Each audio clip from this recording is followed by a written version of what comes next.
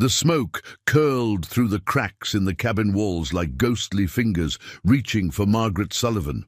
She pressed her back against the rough wooden planks, her hands clutching her swollen belly as another contraction seized her body. Outside, the Wyoming winter of 1872 howled with fury, but inside, the crackling flames from the overturned lantern had begun their deadly dance across the floor. Before we jump back in, tell us where you're tuning in from, and if this story touches you, make sure you're subscribed, because tomorrow I've saved something extra special for you. Just 3 days ago, she had buried her husband Thomas beneath the frozen earth. The fever had taken him swiftly, leaving her alone in their homestead, 40 miles from the nearest settlement. Now, as labor pains racked her body and fire consumed her only shelter, Margaret faced the very real possibility that she and her unborn child would join Thomas before the sun rose again. The cabin had been their dream. Thomas Sullivan, a former railroad worker from Boston, had saved every penny for 5 years to buy this patch of land in the shadow of the Medicine Bow Mountains. Margaret remembered the day they'd arrived, her husband's green eyes bright with hope as he surveyed the virgin territory. "We'll build something lasting here, Maggie," he'd said, using the pet name only he was allowed. "Something our children will be proud of." They'd worked side by side through that first brutal summer, Thomas felling trees while Margaret cleared brush and tended their small vegetable garden. By autumn, they had 4 walls and a roof, modest by any standard, but it was theirs. The following spring brought news of Margaret's pregnancy, and Thomas had worked even harder, expanding the cabin and trading furs for supplies in Cheyenne, whenever he could make the journey.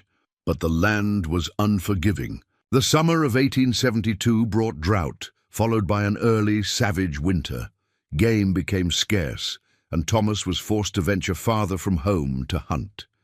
It was during one of these expeditions that he'd fallen through thin ice, soaking through his clothes.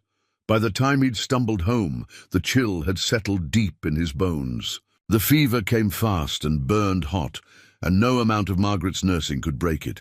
She'd wrapped his body in their best blanket and dragged him on a makeshift sledge to a small rise overlooking the valley. The ground was so frozen it had taken her 2 days to dig a grave deep enough. She'd said prayers she half remembered from childhood and marked the spot with stones arranged in a cross. Then she'd returned to the empty cabin to wait for her baby to come. The contractions had started that morning, earlier than expected. Margaret had been stoking the fire when the first wave hit, causing her to stumble. The lantern on the table wobbled, tipped, and crashed to the floor. Oil spread like water, and flames followed instantly. In her condition, Margaret could barely move fast enough to avoid the spreading fire, let alone extinguish it. Now, trapped in the corner farthest from the door, she watched the flames consume everything she and Thomas had built. The chest containing her wedding dress, the rocking chair Thomas had crafted for the baby, the Bible her mother had given her when she'd left Philadelphia to marry a man her family considered beneath her station. All of it fuel for the hungry. Flames! Another contraction struck, this one stronger than the last. Margaret bit down on her lip to keep from screaming. The smoke was thickening, stinging her eyes and burning her throat. She knew she had to move, had to get outside, but the fire blocked her path to the door. The window, if she could reach the window, she attempted to stand, using the wall for support. Her legs trembled, whether from fear or exhaustion she couldn't tell. The baby seemed to sense her distress, moving restlessly within her. "Please," she whispered, though she wasn't sure if she was addressing God, her unborn child, or the spirit of her departed husband. "Please, not like this." The cabin groaned as the fire weakened its supports. Burning debris began falling from the ceiling. Margaret made her decision. Better to die trying to escape than to wait for the roof to collapse. She gathered her skirts, took a deep breath of the increasingly toxic air, and prepared to make a dash through the flames. That's when she saw him. At first, she thought the Smoke was playing tricks on her eyes. A shadow moved beyond the wall of flames, too tall and purposeful to be a trick of the light. Then, through the inferno, a figure emerged. He moved with an otherworldly calm, as if the fire couldn't touch him. Margaret blinked hard, certain she was hallucinating, but the figure remained solid, real. He was Lakota, that much was clear from his dress and the way he wore his hair. Tall and lean, with skin the color of weathered oak and eyes dark as winter. Nights. He carried a blanket, thick, woven with patterns Margaret didn't recognize, and his expression was unreadable. No surprise at finding a white woman in labor in a burning cabin. No fear of the flames that licked at his doeskin leggings, just a steady, penetrating gaze that seemed to look through her rather than at her. Without a word, he spread the blanket over his shoulders and arms, creating a shield. Then he moved toward her with the fluid grace of a mountain cat. Margaret pressed herself against the wall, unsure whether this silent figure was salvation or another form of death. The smoke was so thick now she could barely see, and her lungs screamed for clean air. The Lakota scout reached her just as her legs gave out. He caught her with surprising gentleness, wrapping the blanket around both of them. The wool was somehow cool against her burning skin, and it seemed to repel the flames like water off oiled leather. She felt herself being lifted, carried like a child through the inferno. The heat was overwhelming, the roar of the fire deafening. But within the cocoon of the blanket, Margaret found a strange peace. They burst through what remained of the cabin door into the shocking cold of the Wyoming night. The scout carried her several yards from the burning structure before setting her down in a snowbank. The sudden cold against her back made her gasp. But it was clean, blessed air that filled her lungs. Another contraction hit, harder than any before. Margaret doubled over, unable to suppress a cry of pain. The scout knelt beside her, his dark eyes assessing. He spoke then, just one word in accented English. Soon. The cabin collapsed behind them with a tremendous crash, sending sparks spiraling into the star-filled sky.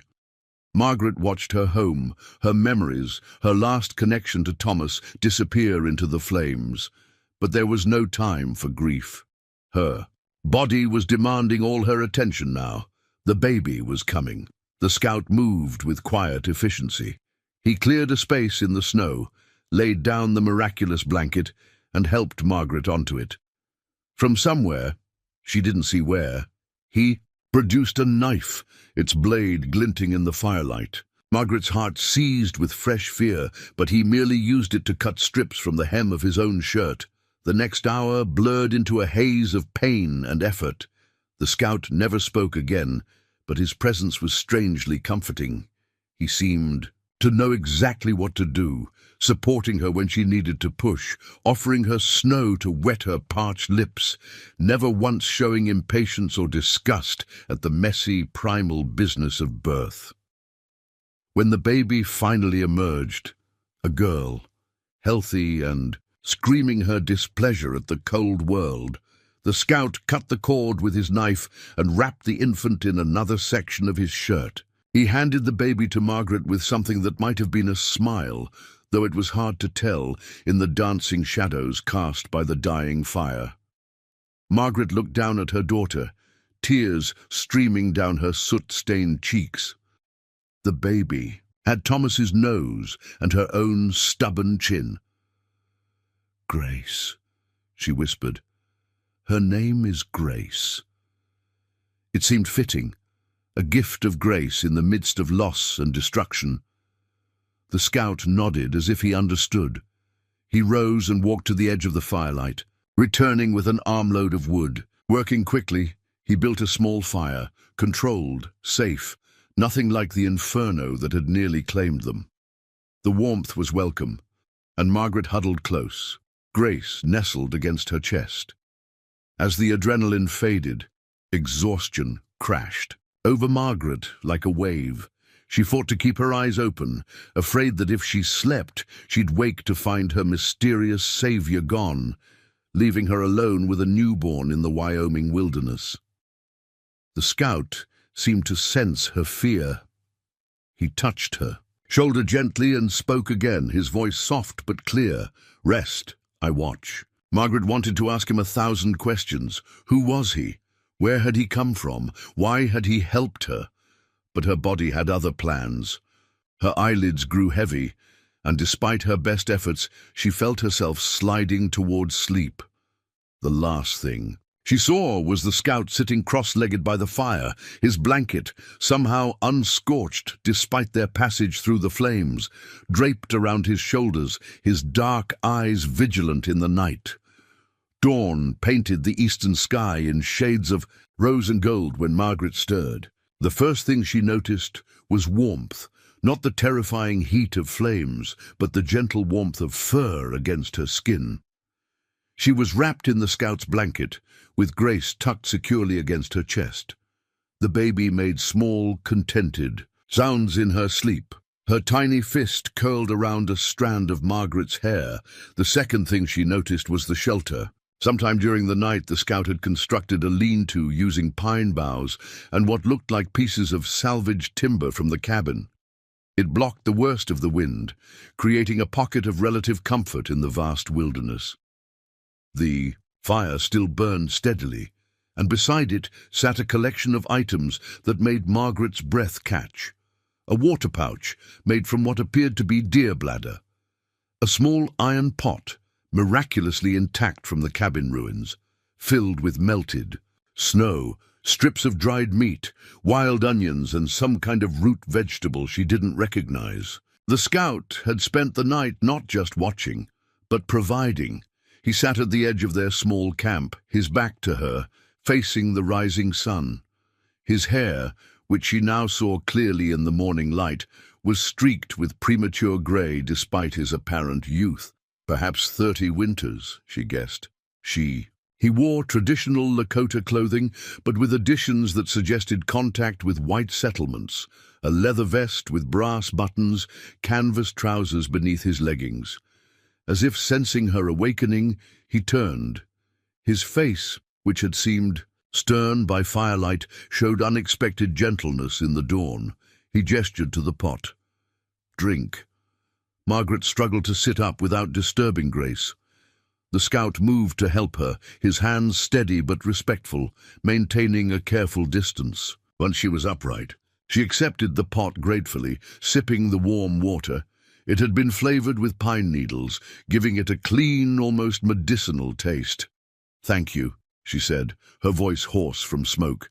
"For everything. I don't even know your name." He was quiet for so long she thought he wouldn't answer. Then, "Joseph White Eagle. Christian name from the mission school. Lakota name from my grandfather."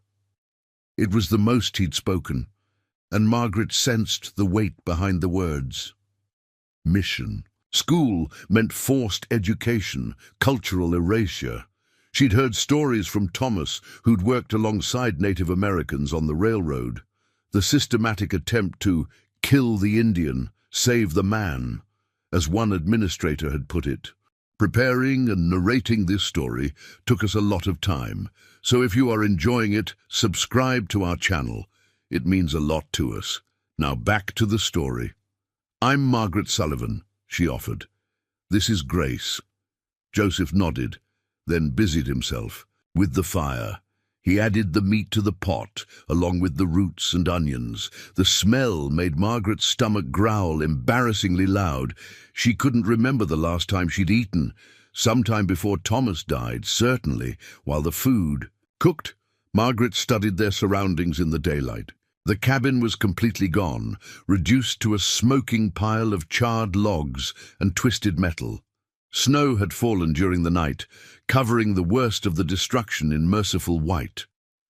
Beyond the ruins, the landscape stretched endlessly, rolling, hills giving way to distant mountains, all of it empty of human habitation.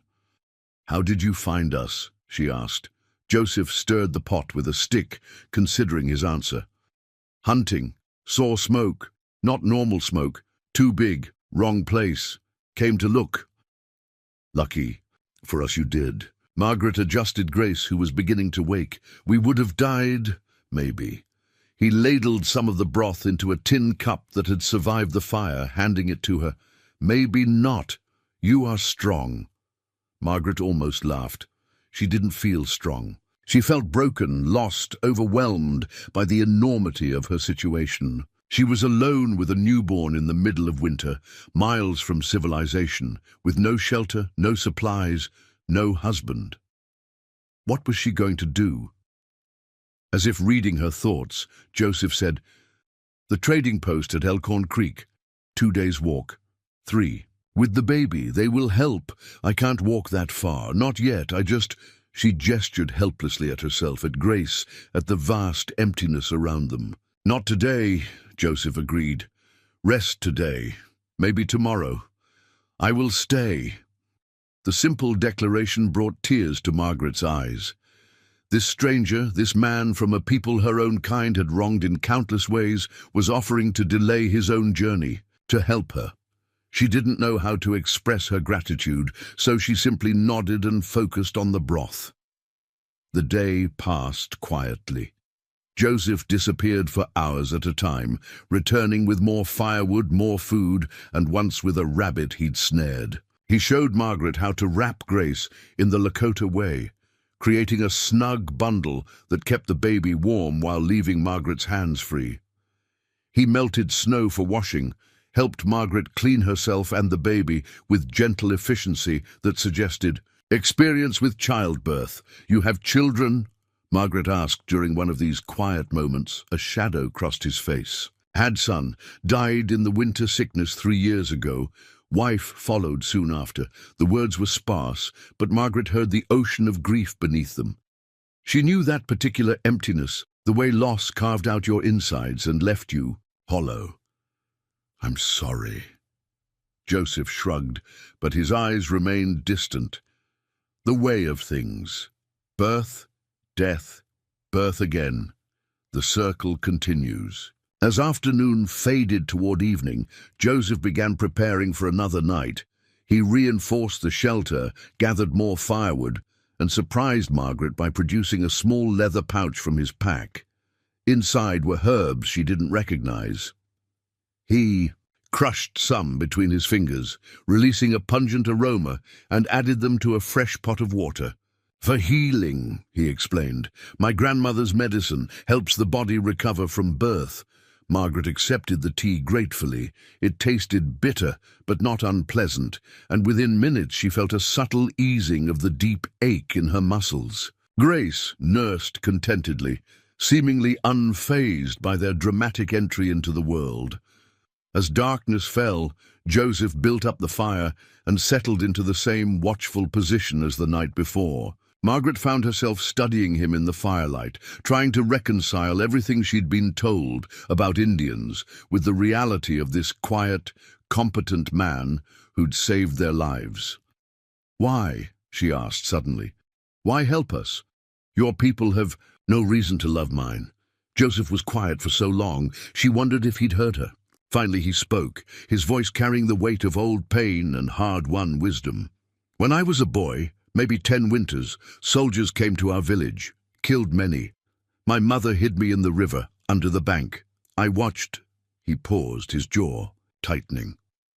"I watched everything." Margaret's breath caught. She knew the stories, had heard them dismissed as exaggerations back east. But looking at Joseph's face, she knew they were true. I was angry. Wanted revenge, went to live with my mother's brother, a warrior. He taught me to fight, to track, to hunt, but also taught me this: hatred is a fire that burns the one who carries it. He said, "Learn their ways, but do not become them. Keep what is good from both worlds." He poked at the fire with a stick, sending sparks dancing into the night. "The mission school was punishment for a raid I did not join. They cut my hair, forbade my language, gave me Christian name. But I remembered my uncle's words, learned their language, their God, their ways, kept what was useful. When they released me, I became a scout. Not for soldiers, never for soldiers. For wagon trains, traders, people who need a guide. And tonight, when you saw the fire, Joseph looked at her directly, saw a woman in trouble, a child being born, nothing more. The color of skin, the shape of God, these matter to fire, to death, to new life crying in the night. His words settled over Margaret like a benediction. She thought of Thomas, of his dreams for this land, of the child they'd created together. Thought of the irony that it was a Lakota man who'd ensured their daughter's survival. Thomas, my husband, he believed in building bridges, she said softly. Between people, between worlds. He said the frontier didn't have to be about taking, it could be about sharing. Your husband was an unusual man. Yes, he was. Margaret smiled sadly. He would have liked you. They sat in companionable silence. As the fire burned low, Grace stirred and fussed, and Margaret tended to her needs while Joseph discreetly busied himself with checking the shelter. When the baby settled again, Margaret found herself fighting exhaustion but afraid to sleep. The vast darkness beyond their small circle of light pressed in, full of unknown threats. The wolves, she said suddenly. I heard them at night. Won't they?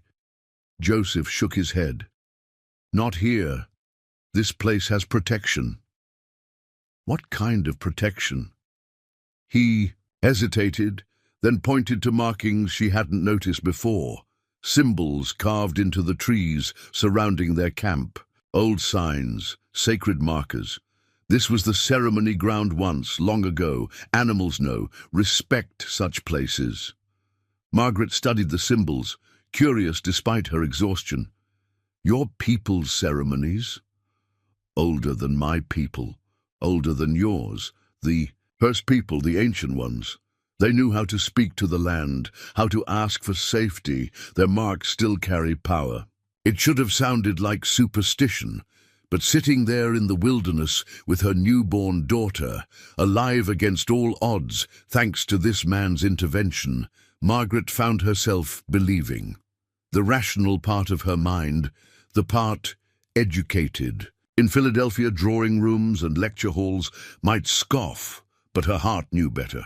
There were mysteries in this land, deeper than anything her world could explain. Will you tell me, she asked, about the ancient ones? About your people's stories? Joseph looked surprised. You want to know? Yes. If Grace is to grow up in this land, she should know its stories. All of them. For the first time since she'd met him, Joseph smiled fully. It transformed his face, making him look younger, almost boyish. My grandmother was the storyteller. I am poor substitute, but I will try. He began slowly, his voice taking on a rhythmic quality that suggested oral tradition passed down through generations. He told of the time before time, when the world was new and the boundaries between human and animal, spirit and flesh were fluid. Of Spider-Woman who wove the web of fate. Of White Buffalo Calf Woman who brought the sacred pipe. Of Trickster, Coyote whose pranks taught important lessons. Margaret listened, mesmerized. The stories were unlike anything from her own tradition. No clear moral lessons, no simple heroes and villains. Instead, they spoke of balance, of relationship, of the interconnectedness of all things. They painted a picture of a world where humans were not masters but participants, where wisdom came from understanding one's place in the great web of existence. As Joseph spoke, the fire burned lower, the stars wheeled overhead, and Grace slept peacefully in her mother's arms. The night no longer seemed threatening, but protective, like a great blanket thrown over the world. Margaret felt something shifting inside her, some fundamental understanding of where she was and what lay ahead. When Joseph finally fell silent, Margaret realized tears were streaming down her face. Not tears of sorrow, but of something else. Recognition, perhaps, or release. Thank you, she whispered. Joseph nodded, understanding without words what she meant. Not just for the stories, but for everything. The rescue, the care, the bridge between worlds he'd offered so freely. Sleep. Now, he said, settling back into his watchful position. Tomorrow is soon enough for decisions. Margaret lay back, cradling Grace close. Through the gaps in the shelter, she could see stars, more stars than she'd ever noticed in her life, as if the sky itself was celebrating her daughter's arrival. She thought of Thomas, wondered if he was up there somewhere watching, wondered what he'd think of their unlikely guardian angel. As sleep finally claimed her, Margaret's last coherent thought was a prayer, not the formal prayers of her childhood, but something simpler, more fundamental. A prayer of gratitude for unexpected kindness, for the mysterious ways help arrives when most needed, for the possibility that Grace might grow up in a world where boundaries between peoples could be crossed with compassion rather than violence. The fire crackled softly. The nightbirds called, and Joseph White Eagle kept watch, a bridge between worlds, a guardian of new life, a keeper of ancient wisdoms in a rapidly changing land. The morning brought unexpected warmth, a Chinook wind sweeping down from the mountains. To temporarily push back winter's grip, Margaret woke to find Joseph already up, studying the sky with a furrowed brow. Grace lay nestled against her chest, making small, sucking motions in her sleep. "The weather turns," Joseph said without looking. "At here, false spring will not last but gives us an opportunity." Margaret sat up carefully, her body protesting the movement. 2 days of rest had helped, but she still felt weak, unsteady. The thought of walking for days through the wilderness seemed impossible. Opportunity for what? To move. The snow will soften, make travel easier, but only for short time. Maybe 2 days before winter returns, harder than before. The urgency in his voice was unmistakable.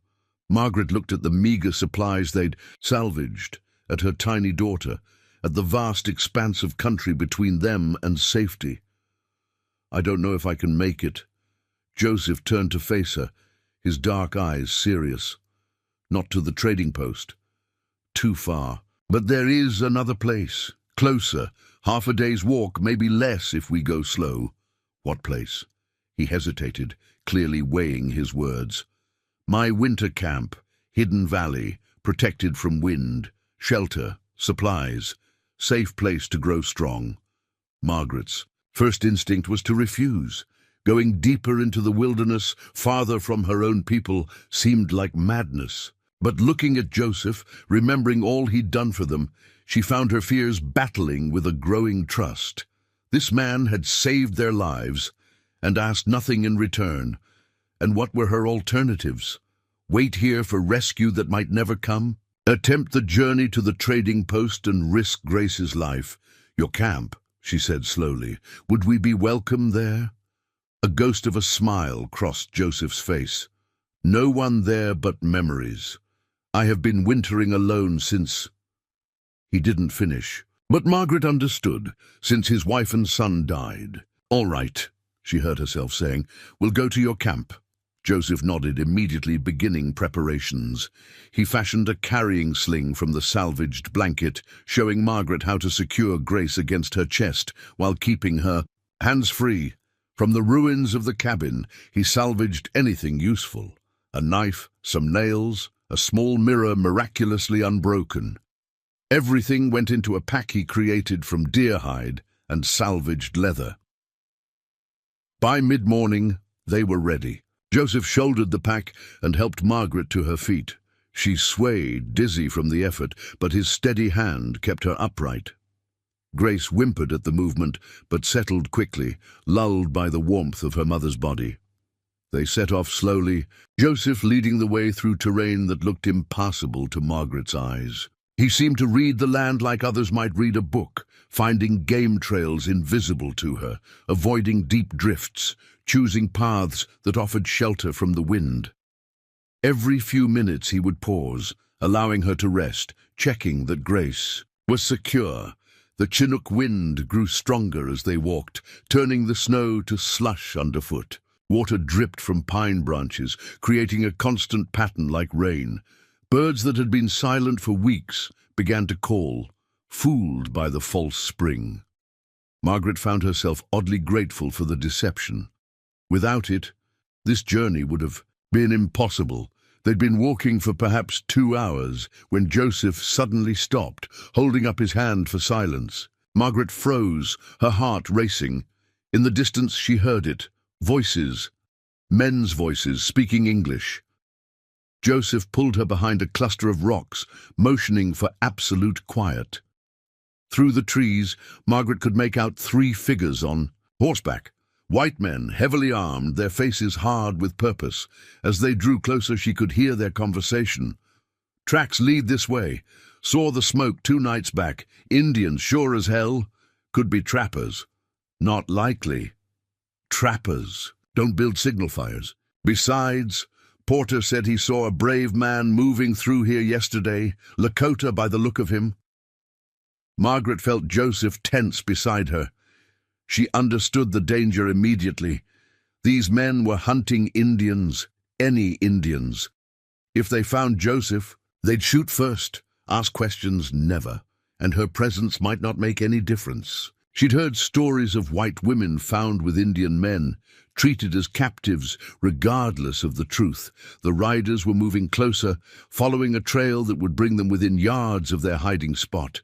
Grace chose that moment to stir, making small fussing sounds. Margaret pressed her closer, desperately trying to soothe her, but the baby was waking hungry. Joseph made a decision. He pressed the pack into Margaret's hands, then pointed to a narrow ravine that cut through the hillside behind them. His message was clear: take the baby and run, hide. He would deal with the men. Margaret grabbed his arm, shaking her head. If he confronted them, they'd kill him, but Joseph's expression was calm, resolved. He squeezed her shoulder once, then stepped out from behind the rocks. The riders saw him immediately. Guns appeared in their hands with practiced speed. "Hold it right there, Indian." Joseph raised his hands slowly, keeping them visible.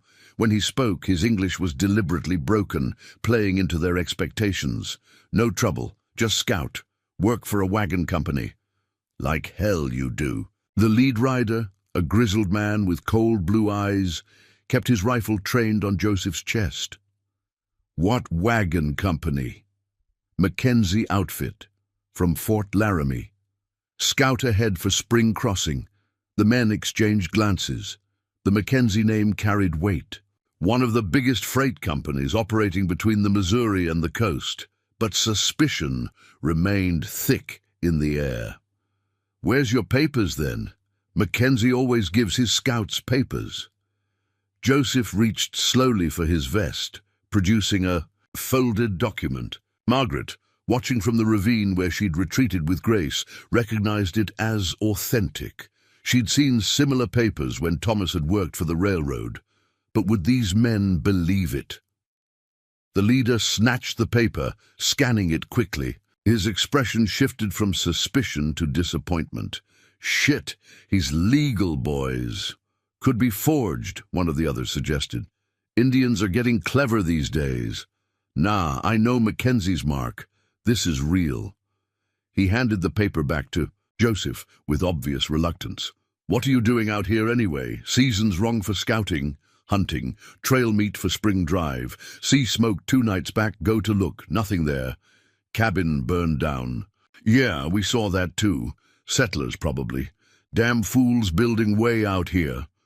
The leader spat tobacco juice into the snow. "You see any other Indians? We're tracking a war party. Killed some folks over near Sage Creek." Joseph shook his head. "No war party. Too cold. Warriors stay in winter camps." The men conferred quietly. Margaret held her breath, praying Grace would stay quiet. After what felt like hours, but was probably only minutes, the leader made a decision. "All right, Scout, you can go. But if you see any of your red brothers stirring up trouble, you better report it. Mackenzie won't protect you if you're helping hostiles." Joseph nodded, keeping his expression neutral. The riders wheeled their horses and continued on their way, their voices fading into the distance. Only when they were completely gone did Joseph signal for Margaret to emerge. She came out slowly, Grace beginning to cry in earnest now. "Those men!" "Hunters," Joseph said simply, "always hunters, looking for an excuse to kill Indians, any Indians." "But you had papers. You were legitimate." A bitter smile crossed his face. "Papers make me good Indian, useful Indian. Without them—" He drew a finger across his throat. Margaret shuddered, understanding more fully the constant danger Joseph lived with. Even helping her put him at risk. If those men had found them together, they might have shot first, assuming he'd kidnapped her. The papers might not have mattered then. They resumed their journey, but the encounter had shaken them both. Joseph moved more cautiously now, taking longer routes that kept them in heavy cover. Margaret found herself jumping at every sound, imagining more riders, more guns. Grace, perhaps sensing her mother's tension, remained fretful. The sun was past its zenith when Joseph finally relaxed. They'd entered a different kind of country, steeper, more heavily forested, with exposed rock faces and hidden valleys. The Chinook wind was blocked here, and the air grew colder, but Joseph seemed more at ease. "Close now," he said, helping Margaret over a fallen log. "My people's land, old territory. Whites don't come here. Too rough, no gold, no good farming. Safe." They climbed through a narrow defile between two cliff faces, the path so cunningly concealed Margaret would never have found it on her own. At the top, the land opened into a small valley, perhaps half a mile across, surrounded by protective ridges. A stream ran through the center, partially frozen, but still flowing. Stands of pine and aspen provided shelter, and at the far end, built against a southern-facing cliff, stood a structure that made Margaret catch her breath. It wasn't a typical Indian dwelling, not a teepee or wickiup. Instead, it was a hybrid construction, part log cabin, part traditional shelter, built to last. The logs were chinked with mud and moss, the roof covered with pine boughs and hide. A stone chimney rose from one end, and actual glass windows, small but real, flanked a sturdy door. "Your home?" Margaret asked. "Winter Lodge. Built it 3 years ago, after—" He didn't need to finish. After his family died, after he'd chosen solitude over the reminders of shared life. They made their way down into the valley, Joseph pointing out features as they walked. The stream had fish, trout that survived the winter in deep pools. The southern exposure meant longer sunlight, earlier snowmelt. Natural hot springs emerged from the rocks near the cliff, creating pockets of warmth even in the deepest winter. Caves in the cliff face provided additional storage, natural refrigeration. "It's perfect," Margaret breathed, "like a hidden paradise." Joseph's expression was unreadable. Sanctuary, but also prison, cut off from the world, from people, good for healing, not good for living, not alone. They reached the lodge as afternoon shadows began to lengthen. Joseph produced a key, another surprise, and unlocked the heavy door. Inside, Margaret found herself in a space that defied every expectation she'd had about Indian dwellings. The main room was perhaps 20 feet square, with a stone fireplace dominating one wall. Wooden shelves held books, actual books in English, and what she assumed was Lakota. Maps covered one wall, detailed topographical charts mixed with traditional pictographs. A table and chairs, roughly made but sturdy, occupied the center. In one corner stood a bed frame with a cornhusk mattress. Everything spoke of a man caught between worlds, trying to forge something new from the fragments of both. Joseph busied himself starting a fire while Margaret settled into a chair, exhausted beyond measure. Grace nursed hungrily, finally content after the long journey. As warmth filled the room, Margaret felt herself relaxing for the first time since Thomas's death.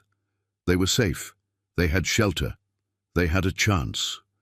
From hidden caches, Joseph produced Supplies that seemed miraculous after their deprivation, dried meat and vegetables, cornmeal, even tea and sugar.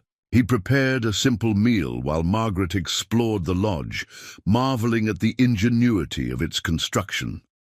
The windows, he explained, had come from an abandoned army outpost. The stove was a trade from a Mormon settler. The books were gifts from a missionary who'd understood that forcing conversion and sharing knowledge were different things. As they ate, Joseph told her more about the valley. His grandfather had shown it to him as a boy, one of many secret places the Lakota preserved against future need. When the reservation system tightened, when the buffalo vanished, when the old ways became impossible, such places offered refuge. He'd claimed this one after his personal losses, needing solitude to wrestle with grief. "But you leave sometimes," Margaret observed. "To scout, to trade. Cannot live only in the past," Joseph replied. "Must walk in both worlds even when it hurts. My son." He paused, his voice catching slightly. "My son would be 5 now. Same age I was when grandfather first brought me here. I promised to show him. Now." He trailed off, but Margaret understood. The future he'd planned had died with his child. Now he moved through life fulfilling obligations, maintaining connections, but without the driving purpose family provided. They sat in silence as darkness fell outside. Grace slept peacefully in Margaret's arms, her tiny face relaxed in the way only infants achieve. The fire crackled, casting dancing shadows on the walls. Outside, wind sighed through the pines, but the sturdy walls kept them warm and secure. "Tomorrow," Joseph said finally, "I will show you the springs. Warm water, good for healing, help the body recover from birth. Also show you where food is stored, how to work the stove, where to find water when the stream freezes." "You're leaving?" Margaret felt a stab of panic. "Must check trap lines, hunt while the weather holds. Back before dark, you are safe here. Door locks from inside. No one knows this place except me." Margaret nodded, trying to master her fear. She'd been alone before, those terrible days after Thomas died. But this felt different. More isolated, yet paradoxically safer. As if reading her thoughts, Joseph added, "This valley is protected, not just hidden, protected. Old medicine. Grandfather's grandfather made ceremonies here, asking spirits for sanctuary. Animals know. Men feel it too, turn away without knowing why. You felt it coming through the pass?" Margaret considered. She had felt something. A sense of crossing a threshold, entering space that was somehow set apart. Yes, like walking into a church. Same thing, sacred space, different tradition, same purpose. They prepared for night, Joseph insisting Margaret take the bed while he made a pallet near the fire. She protested, but he was firm. "You need rest, real rest, cannot heal on the ground." As she settled into the unexpected comfort of the corn husk, mattress, Grace beside her in a nest of blankets, Margaret found herself thinking about the strangeness of life. A week ago, she'd been a frontier wife, struggling but hopeful, building a future with her husband. Now she was a widow, sheltering in an Indian lodge, dependent on the kindness of a man her people had wronged in countless ways. Yet here, in this hidden valley, she felt safer than she had in months. "Joseph," she called softly, "why did you really help us? Not just because we needed it. You could have sent us to the trading post, pointed the way. Why bring us here?" In the firelight, she saw him consider the question. When he spoke, his voice carried truth, hard-won from pain. "Night of fire, saw a woman fighting for life, for a child's life. Remembering my wife, same fight, different battle. She lost, you won. Seemed like sign, chance to help what I could not save. And now we're a burden to you, complications you don't need. No." The word was firm. "Not a burden, reminder." Of what? That life continues, that death is not the end of the story, that sometimes strangers become family in ways blood cannot make. He paused, then added quietly, My wife would say you were sent, would say spirits knew I needed purpose again, would say a child born in fire must have a destiny worth protecting. Margaret felt tears sliding down her cheeks. In her own tradition, she might have called it providence, God's plan, divine intervention. The names differed, but the underlying truth remained. Sometimes help came from unexpected quarters, bridges formed across impossible divides, hope emerged from ashes, literally in their case. "Thank you," she whispered, "for everything." But Joseph was already asleep, or pretending to be. Margaret lay back, listening to the night sounds of the valley, the distant howl of wolves that seemed more lonely than threatening, the whisper of wind through pine boughs, the settling of logs in the fireplace. Grace stirred, making small sounds, and Margaret soothed her with a touch. Tomorrow will bring new challenges. She had to learn to survive in this place, had to decide what came next for her and Grace. The trading post still waited, civilization still called. But tonight, in this hidden sanctuary, she was content to simply be, to rest, to heal, to consider the possibility that her daughter's dramatic entry into the world might indeed mark a special destiny, one that required this exact moment, this exact place, this exact guardian. The fire burned low. The stars wheeled overhead, visible through the small windows. And in the hidden valley that had sheltered generations of seekers, 3 broken people began the slow process of becoming something new together, not replacing what was lost, but creating what was needed for the journey ahead. The hot springs emerged from the mountainside like nature's own miracle, steam rising in ethereal wisps against the morning air. Margaret stood at the edge, marveling at the natural pools carved into rock over countless centuries. The water was crystal clear, revealing smooth stones at the bottom, and warm enough to send clouds of vapor into the cold mountain air. Joseph had led her here at first light, carrying Grace while Margaret navigated the narrow path. Now he stood back respectfully as she tested the water with her hand. The temperature was perfect, hot enough to soothe but not scald. "Minerals in water help healing," he explained. "My people have come here for generations. Sacred waters, good medicine."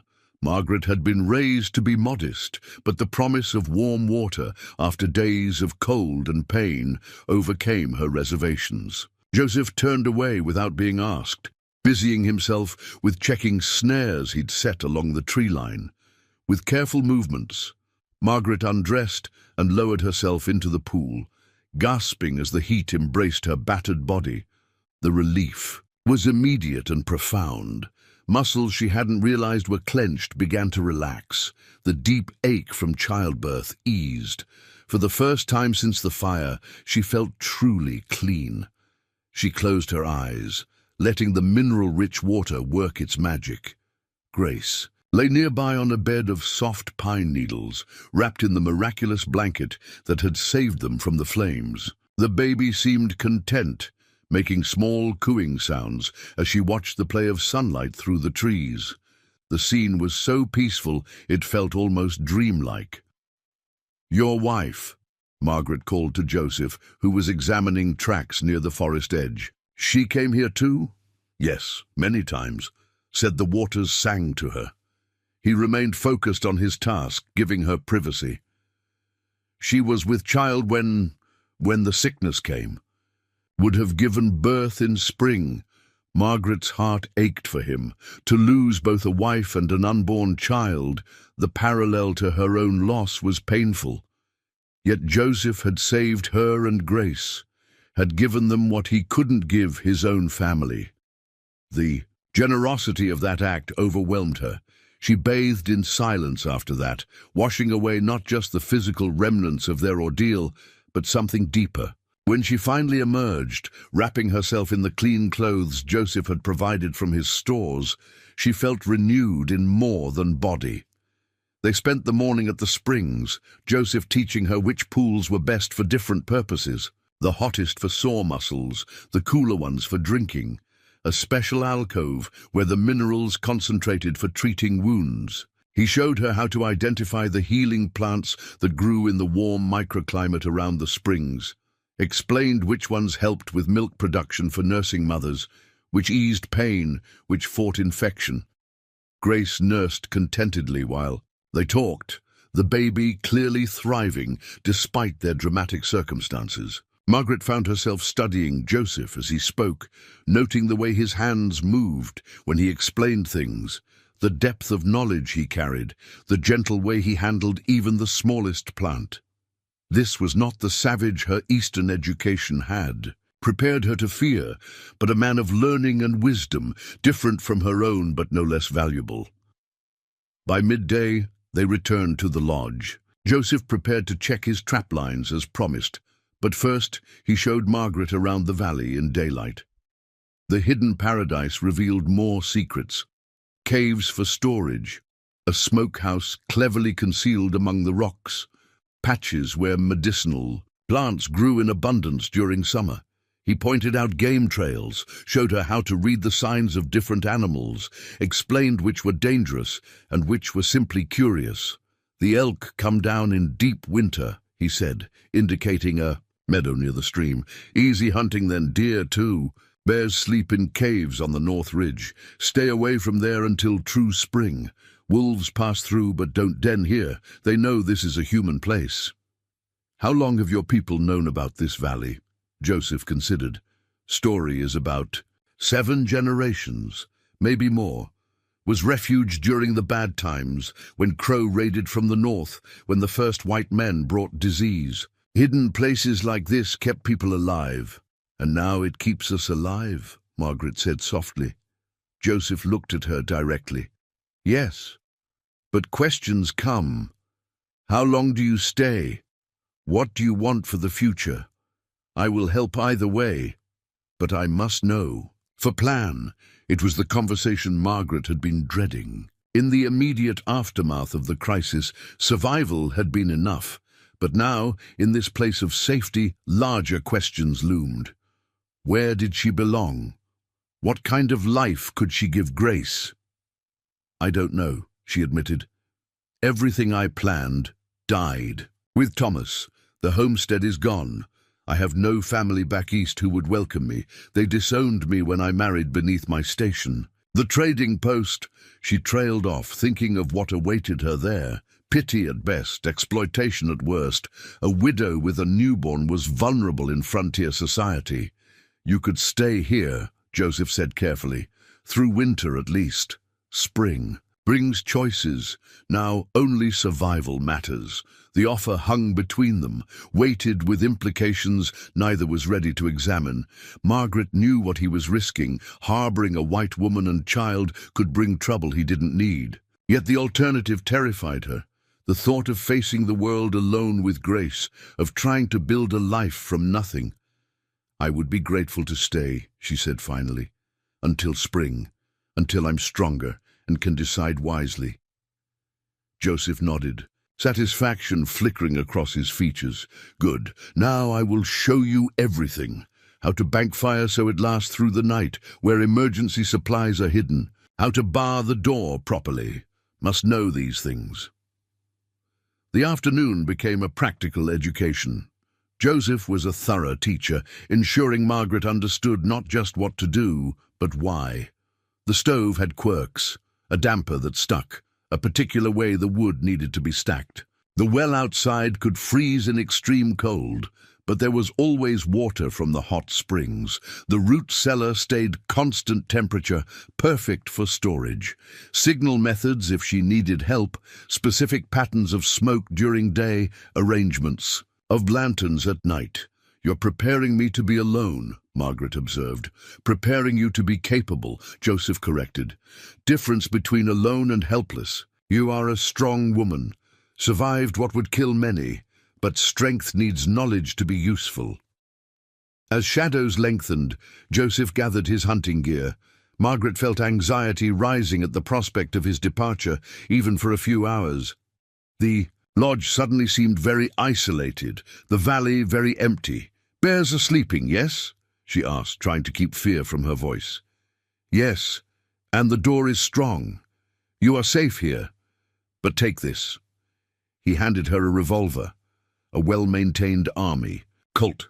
You know guns? Thomas taught me to shoot. For protection on the frontier. Good, this is loaded. More ammunition in the chest by bed, but I won't need it. Valley protects its own. With that reassurance, he departed, disappearing into the forest with the silent efficiency that seemed second nature to him. Margaret barred the door as instructed, then stood in the sudden quiet of the lodge. Grace slept peacefully in a cradle Joseph had retrieved from storage, hand-carved, beautiful work that spoke of preparation for a child who never lived to use it. The afternoon passed slowly. Margaret explored the lodge more thoroughly, discovering treasures that revealed more about her mysterious protector. A journal written in careful script, mixing English and Lakota, documenting plants and their uses. Sketches of extraordinary skill showing animals, landscapes, people. A Bible with margin notes in multiple hands, suggesting it had passed through several owners. A medicine bundle wrapped in deerskin, clearly sacred, which she didn't touch. On a high shelf, she found a photograph, a formal portrait of the kind traveling photographers made. It showed Joseph, younger and less careworn, standing beside a beautiful Lakota woman. She held a young boy, perhaps 2 years old, who had his father's serious eyes. They looked happy, proud, and complete. Margaret studied the image for a long time, understanding better the magnitude of Joseph's loss and the generosity of his aid to her. As dusk approached, she built up the fire and prepared a simple meal from the supplies Joseph had shown her. The mundane tasks felt strange in this extraordinary setting. She was a Philadelphia debutante, turned frontier wife, turned widow, now sheltering in an Indian lodge, learning to survive in ways she'd never imagined. If her mother could see her now, the thought brought unexpected laughter. Her mother, with her rigid ideas about propriety and place, would be horrified. But Thomas would understand. He'd always said the frontier demanded adaptation, required people to shed old limitations and discover new capabilities. "We make ourselves new out here, Maggie," he'd told her. "Become who we need to be, not who we were told to be." A sound outside interrupted her reverie. Footsteps on the porch, but wrong somehow. Too heavy, too hesitant. Not Joseph's silent tread. Margaret grabbed the revolver, her heart pounding. The footsteps paused at the door. Then came a knock, loud, demanding. "Anyone in there? Open up." A white man's voice, slurred with drink. Margaret remained silent, praying he'd leave. But the knock came again, harder. "Saw smoke from the chimney. Know someone here. Open up or I'll break it down." Margaret recognized the voice now. One of the riders from that morning, the one who'd suggested Joseph's papers were forged. Somehow he'd found the valley and tracked them here. Fear turned to ice in her veins. "I'm armed," she called, trying to keep her voice steady. "State your business." Well, a woman. The man's laugh was ugly. "White woman, by the sound. What are you doing in that Indian's hideout, missy? He is keeping you prisoner?" "No one's keeping me anywhere. I'm here by choice, now leave." "Don't think so. That buck's got something of mine. Owes me from a card game last fall. Figured I'd collect while he's gone." Margaret doubted the truth of this. More likely the man had followed them, waited for Joseph to leave, saw an opportunity. She checked the revolver, ensuring it was ready. Grace stirred in her cradle, but mercifully didn't cry. "You're mistaken," she said firmly. "Please leave. My husband will return soon." Husband. Another ugly laugh. "That's what you call him. Squawman's whore is more like it. Open this door, woman. Got business with you now." The threat in his voice was unmistakable. Margaret backed away from the door, positioning herself between it and Grace. She raised the revolver, aiming at chest. Height. If he broke through, she'd have one chance. The door shuddered under a heavy impact. The man was trying to break it down, but Joseph had built well. The bar held. Another impact, cursing, then sudden silence. Margaret strained to hear, weapon trembling in her hands. A different sound came, a thud, like something heavy falling. Then footsteps, but familiar ones this time. Joseph's voice came quietly. "Mrs. Sullivan, safe to open." With shaking hands, Margaret lifted the bar. Joseph stood on the porch, his face grim. The intruder lay unconscious at his feet, blood trickling from his temple. "Heard him from the ridge," Joseph explained. "Came fast. You hurt?" "No. He didn't get in. Just frightened me." Margaret lowered the gun, her legs suddenly weak. "He said you owed him money." "Lie. This one always causes trouble. Drinks, fights, blames Indians for his failures." Joseph dragged the unconscious man off the porch with efficient disgust. "We'll leave him at the valley entrance. When he wakes, won't remember how to return. Old medicine confuses such minds. Won't he bring others? Tell them about this place." Joseph shook his head. "Who believes drunkard stories about hidden valleys? Besides, he trespassed, threatened white woman. His friends know this is wrong, even if they hate Indians. They won't help him." Margaret watched as Joseph tied the man's hands and feet, then loaded him onto his own horse like a sack of grain. The casual competence was reassuring and unsettling in equal measure. This man who showed such gentleness with her and Grace was equally capable of violence when needed. The duality reminded her that the frontier demanded such contradictions of everyone who survived it. While Joseph dealt with the intruder, Margaret checked on Grace, who had slept through the entire incident. The baby's peaceful face calmed her racing heart. Whatever happened, she had to be strong for her daughter, had to learn not just to survive, but to protect.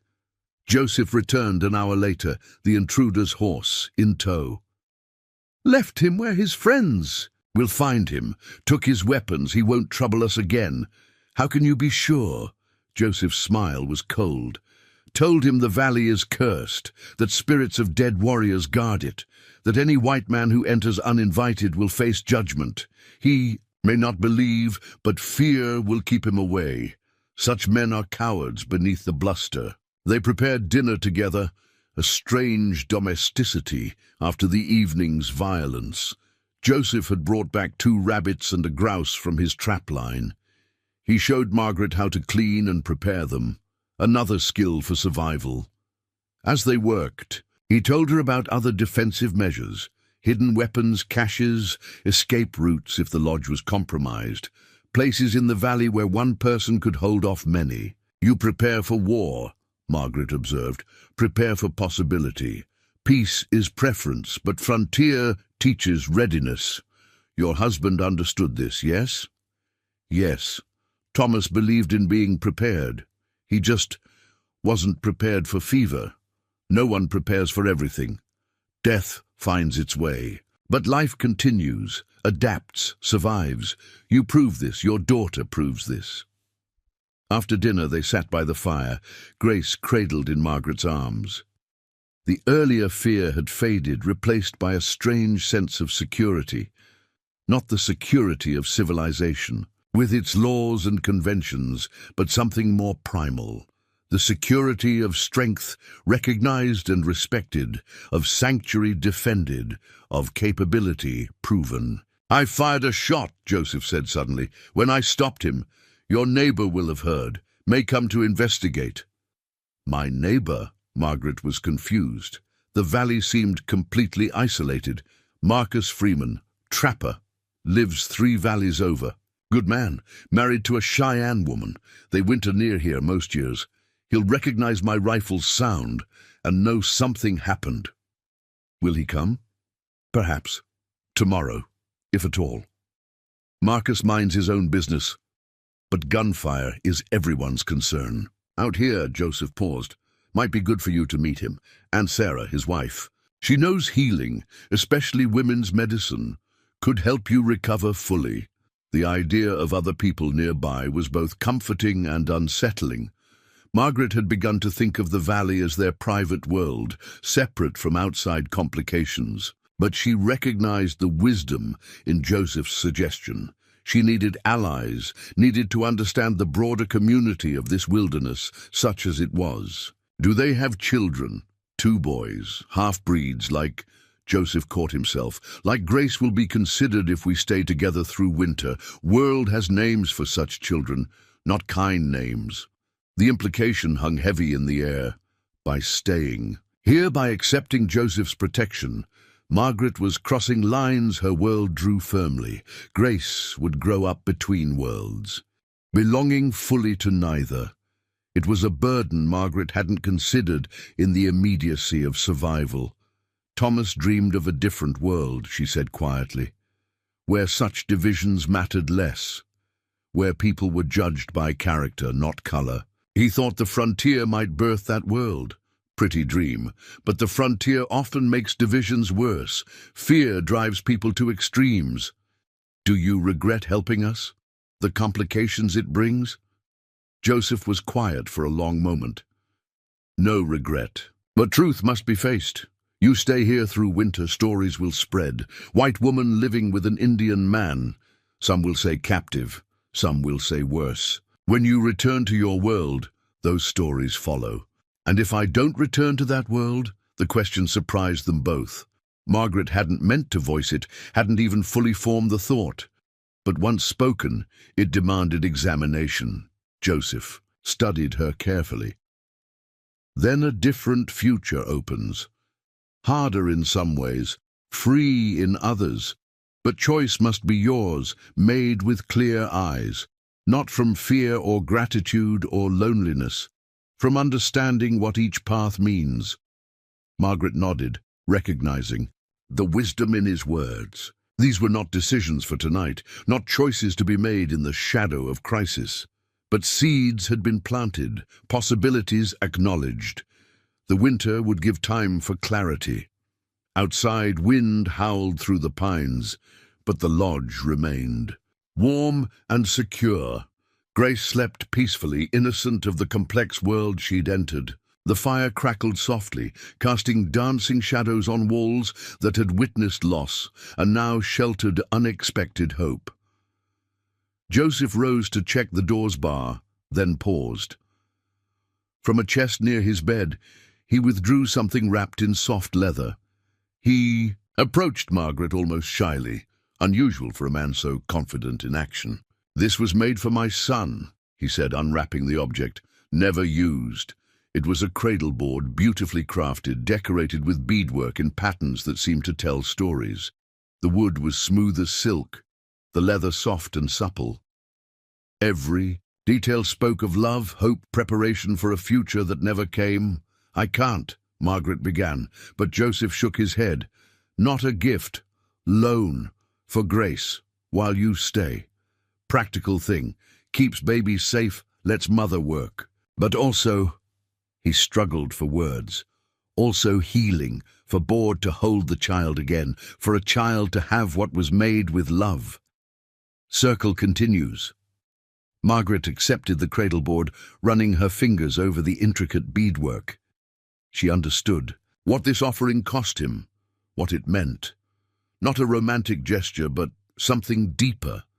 The sharing of sacred things, the weaving of separate griefs into shared purpose. "Thank you," she whispered, "for everything, for saving us, for sheltering us, for—" She gestured helplessly at the lodge, the valley, the complex new world opening before them. "No thanks needed. We do what the situation requires." What spirits! A guide. Tomorrow brings what tomorrow brings. Tonight we are safe. Baby is healthy. Fire is warm. Enough. He returned to his pallet by the fire, leaving Margaret to process the day's revelations. She looked down at Grace, at the cradleboard that would carry her, at the strange new life taking shape around them. The future remains uncertain, full of hard choices and unclear paths. But for tonight, Joseph was right. They were safe. They were warm. They had found an unlikely sanctuary and an unexpected alliance. It was enough. The wind continued its lonely song outside. But within the lodge, 3 lives began the delicate process of weaving together, creating something new from Loss, finding strength in shared solitude, building bridge between worlds that Grace would someday walk with confidence. The valley kept its secrets, the stars wheeled overhead, and in the hidden places of the frontier, new forms of family quietly took root. Marcus Freeman arrived with the dawn, his approach announced by the barking of dogs and the jingling of trap. Chains. Margaret watched from the window as Joseph went out to meet him, the two men clasping forearms in greeting before falling into rapid conversation. She couldn't hear their words, but their gestures told the story, Joseph explaining the previous night's events, Marcus nodding with understanding. The trapper was a bear of a man, broad-shouldered and bearded, with laugh lines carved deep. Around his eyes, his clothes were a practical mix of frontier gear and native influences, and he moved with the same easy confidence Margaret had observed in Joseph. When he glanced toward the lodge and saw her watching, he touched his fur cap. In greeting, his smile warm and genuine. Behind him, a woman dismounted from a painted pony. She was clearly Native American, Cheyenne, Joseph had said, but dressed in a combination of traditional and European clothing that somehow looked entirely natural. Her long black hair was braided with ribbons, and her eyes held both wisdom and humor. This must be Sarah. Margaret stepped onto the porch, Grace in her arms. The mountain morning was crisp, the sky a brilliant blue that seemed to go on forever. Sarah approached with measured steps, her gaze taking in everything. Margaret's appearance, the way she held Grace, the subtle signs that spoke of recent childbirth and trauma. "You are the woman who gave birth in fire," Sarah said without preamble. Her English was accented but clear. Joseph told Marcus, "The spirits protected you and your daughter." Yes, Joseph saved us. We owe him everything." Sarah's eyes crinkled. "Perhaps, or perhaps you save each other. The spirits work in circles, not straight lines." She moved closer, studying Grace with the practiced eye of a mother and healer. "May I?" Margaret hesitated only a moment before, allowing Sarah to examine Grace. The woman's hands were gentle but sure, checking the baby's color, her breathing, the soft spot on her skull. She nodded approval. Strong child, born between worlds, fire and snow, death and life. Such children often carry special medicine. She looked at Margaret directly. "You heal well. The body, I mean. The heart takes its own time. I'm recovering. The hot springs help. Joseph has been—" Margaret struggled for words. "He's been incredibly kind. Joseph knows loss, makes him see clear, help without conditions, but also makes him fragile in ways that don't show. You understand this?" Margaret nodded. She did understand, perhaps better than anyone. Grief created both strength and vulnerability, often in the same moment. She'd seen it in Joseph's eyes when he'd offered the cradle board, felt it in the careful distance he maintained, even while providing intimate care. The men joined them on the porch, Marcus carrying a pack that clinked with metal tools. "Mrs. Sullivan," he said, his voice deep and resonant, "Joseph tells me you had some trouble last night. Jake Prescott's always been a mean drunk, but this is bold even for him." "You know him?" "Know of him. Troublemaker, likes to blame others for his own failings. Indians are favorite targets. Won't be the last of his kind you meet out here, sorry to say, but he won't bother you again. Word spreads fast in these parts. Attack a woman with a baby, even a woman living with an Indian, and you mark yourself as beyond the pale." The casual way he said, "living with an Indian," made Margaret's cheeks warm. "I'm just sheltering here, until spring, until I decide." "No need to explain to us," Marcus said gently. "Sarah and I know something about crossing lines, making choices others don't understand. You do what's right for you and that baby.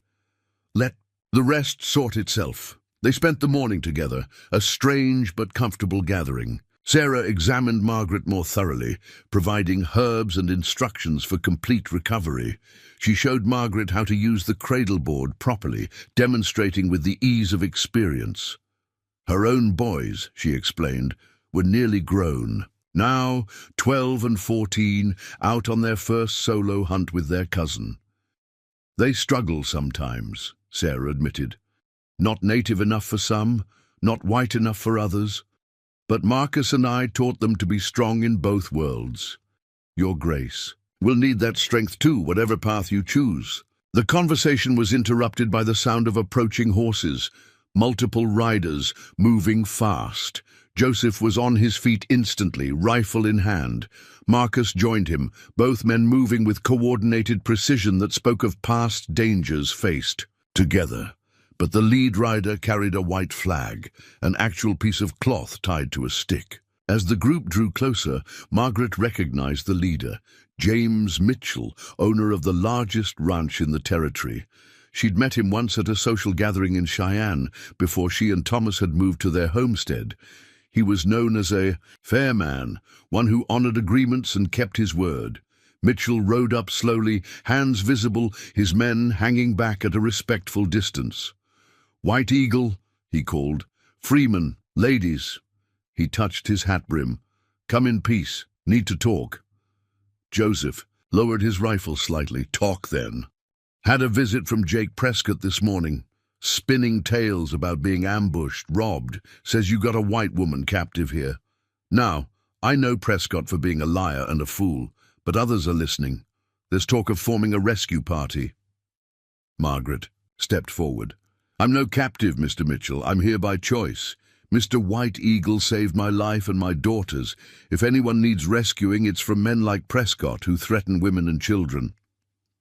Mitchell studied her, taking in her obvious good health, the baby in her arms, the protective way both Joseph and Sarah flanked her. "Thought as much. You're the widow Sullivan, aren't you? Heard about your husband. I'm sorry for your loss." "Thank you. But why are you here?" "To prevent bloodshed, ma'am. Prescott's got some hotheads stirred up. They're talking about riding. Up here in force, liberating you whether you want it or not. Figured I'd come get the truth, try to calm things down." Marcus spat to the side. "Since when do folks need liberating from safety and kindness?" "Since fear makes fools of otherwise sensible people," Mitchell replied. "Look, I got no quarrel with any of you. Joseph scouted for my drives, always been straight with me. But you know how it is. White women with an Indian people assume the worst. Add Prescott's lies to the mix, and we got potential for real trouble." Joseph's expression was stony. "They come here with violence. They find violence. This valley is a sanctuary, has been for generations, will not let it be violated." "Nobody wants that," Mitchell said quickly. "That's why I'm here, trying to find a solution that keeps everyone whole." Sarah spoke up. "Solution is simple. People mind their own business. Women make her own choices. Men respect those choices or answer them." Mitchell sighed. "In a perfect world, yes, but this isn't that world. Not yet." He focused on Margaret. "Ma'am might help if you came to town, just to show folks you're not held against your will. Let them see you're healthy, the baby's fine. Might take the wind out of their sails." Margaret felt everyone's eyes on her. She understood what Mitchell was really saying. Her presence in town, her public statement of choice, could diffuse the situation, but it would also mean exposure, judgment, in questions she wasn't ready to answer, and it would mean leaving the valley's safety even temporarily. "When?" she asked. "Soon as possible. Today, if you're able. Got a wagon, you could ride comfortably." "I'll go," Margaret decided. "But Joseph comes with me, as my friend, my protector. If people have questions, they can ask directly. No hiding, no shame." Mitchell nodded slowly. "Fair enough. Might actually help. Show you're not isolated, not without support. Freeman, you and your missus want to come along. More witnesses, the better." Sarah and Marcus exchanged glances. "We'll come," Sarah said. "Good to stand together. Show that different kinds of families exist on the frontier, all valid, all deserving respect. They prepared quickly. Margaret, dressed in her best remaining clothes, made sure Grace was clean and content. Joseph wore his most civilized attire, the mix of native and European that marked him as a man of both worlds. Sarah helped Margaret arrange her hair, provided a shawl that added dignity to her appearance. "Remember," Sarah said quietly as they worked, "you owe explanation to no one. Stand tall, speak the truth, let them see strength, not shame." The ride to the settlement took 3 hours. Mitchell's men maintained professional distance, but Margaret caught their curious glances. She rode in the wagon with Sarah, Grace secured in the cradle board. Joseph and Marcus rode alongside, alert but calm. Mitchell led the way, occasionally dropping back to check on their comfort. As they neared the town, Margaret's anxiety grew. She'd been here before, a rough collection of buildings that served the surrounding ranches and homesteads. The general store, the saloon, the church that doubled as a school. Perhaps 200 people in total, but they represented civilization, judgment, the world she'd have to navigate if she chose to leave the valley. Word had clearly spread. People lined the main street, watching their arrival with undisguised curiosity. Margaret recognized many faces: the storekeeper's wife who'd sold her fabric, the farrier who'd shod their horses, the minister who'd offered prayers for Thomas's recovery. Their expressions ranged from sympathy to suspicion to outright disapproval. Mitchell led them to the general store, where a small platform served for public announcements. He helped Margaret down from the wagon, steady and respectful. Joseph stood close, but not too close, his presence protective without being possessive. Sarah and Marcus flanked them like an honor guard. "Folks," Mitchell began, his voice carrying easily, "know there's been talk, rumors. Figured best to get the truth straight from the source." He stepped back, giving Margaret the floor. She took a breath, drawing strength from Grace's weight against her chest. "My name is Margaret Sullivan. Many of you knew my husband, Thomas. He died of fever 2 weeks ago, leaving me alone at our homestead. When my time came to give birth, I was alone. There was a fire. I would have died. My daughter would have died, if not for Joseph White Eagle." A murmur ran through the crowd.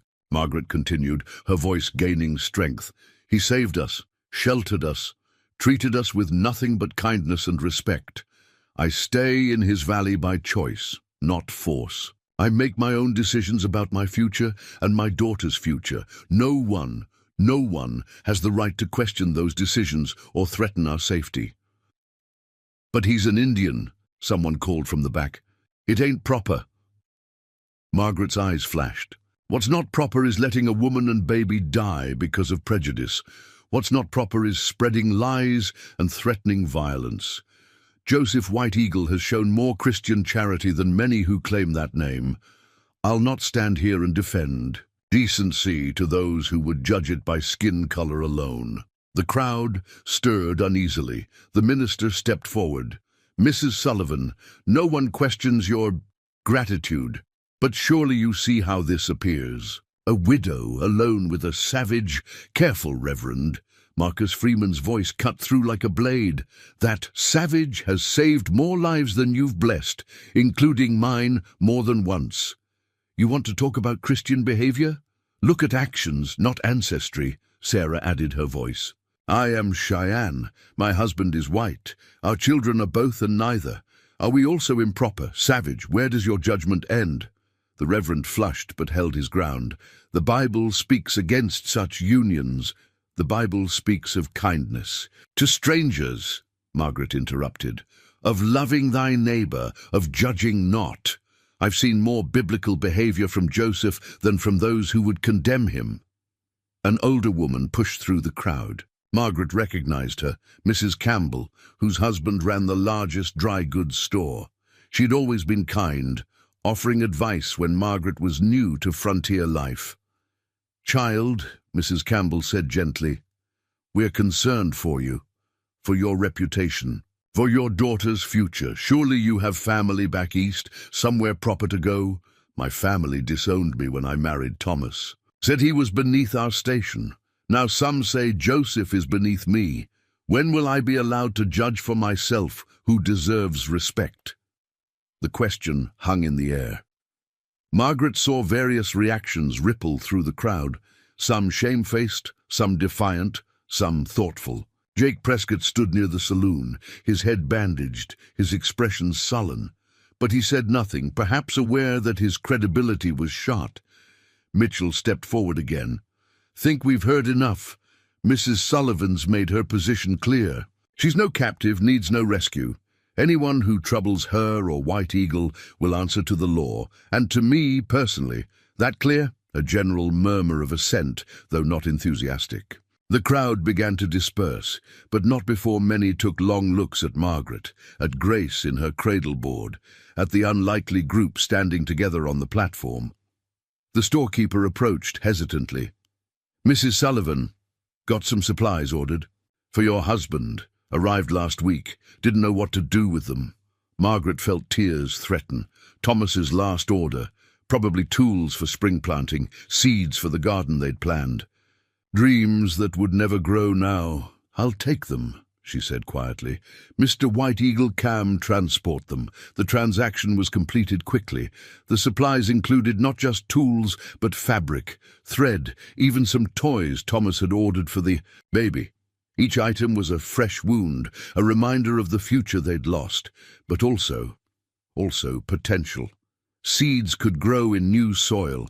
Tools could build different dreams. As they prepared to leave, several women approached. Not the judgment Margaret expected, but offers of help. Baby clothes their children had outgrown, preserved food for the winter, even some precious books.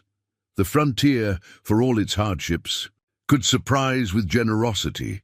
You're strong, one young woman whispered, pressing a knitted blanket into Margaret's hands. Wish I had your courage, to choose for myself, to stand up to them all. The return journey was quiet, each lost in thought.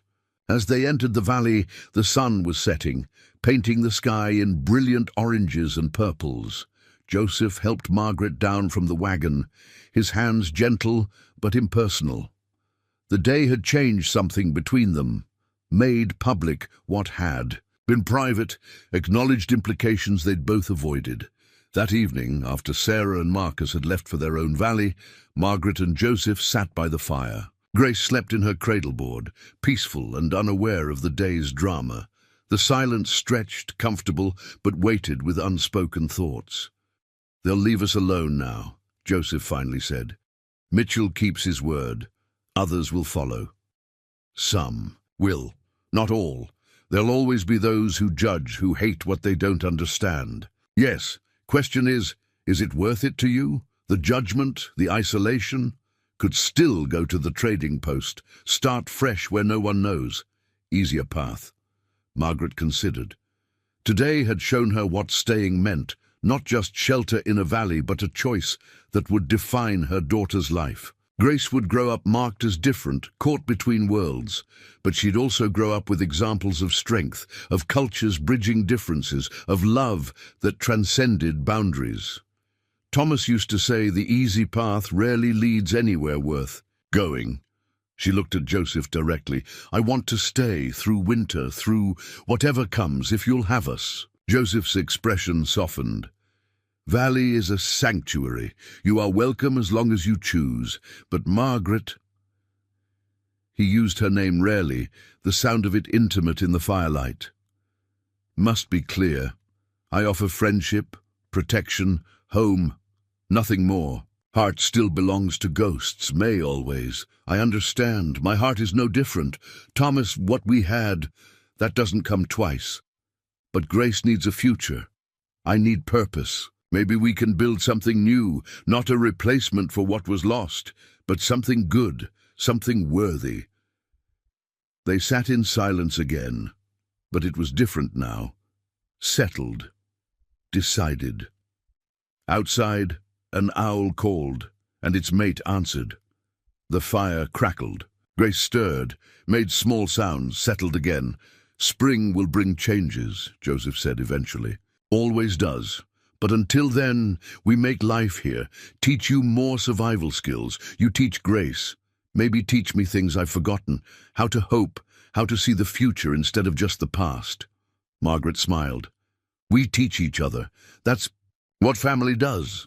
All kinds of family, even unexpected kinds." The word hung between them, family. Not romantic love, not passion, but something perhaps deeper.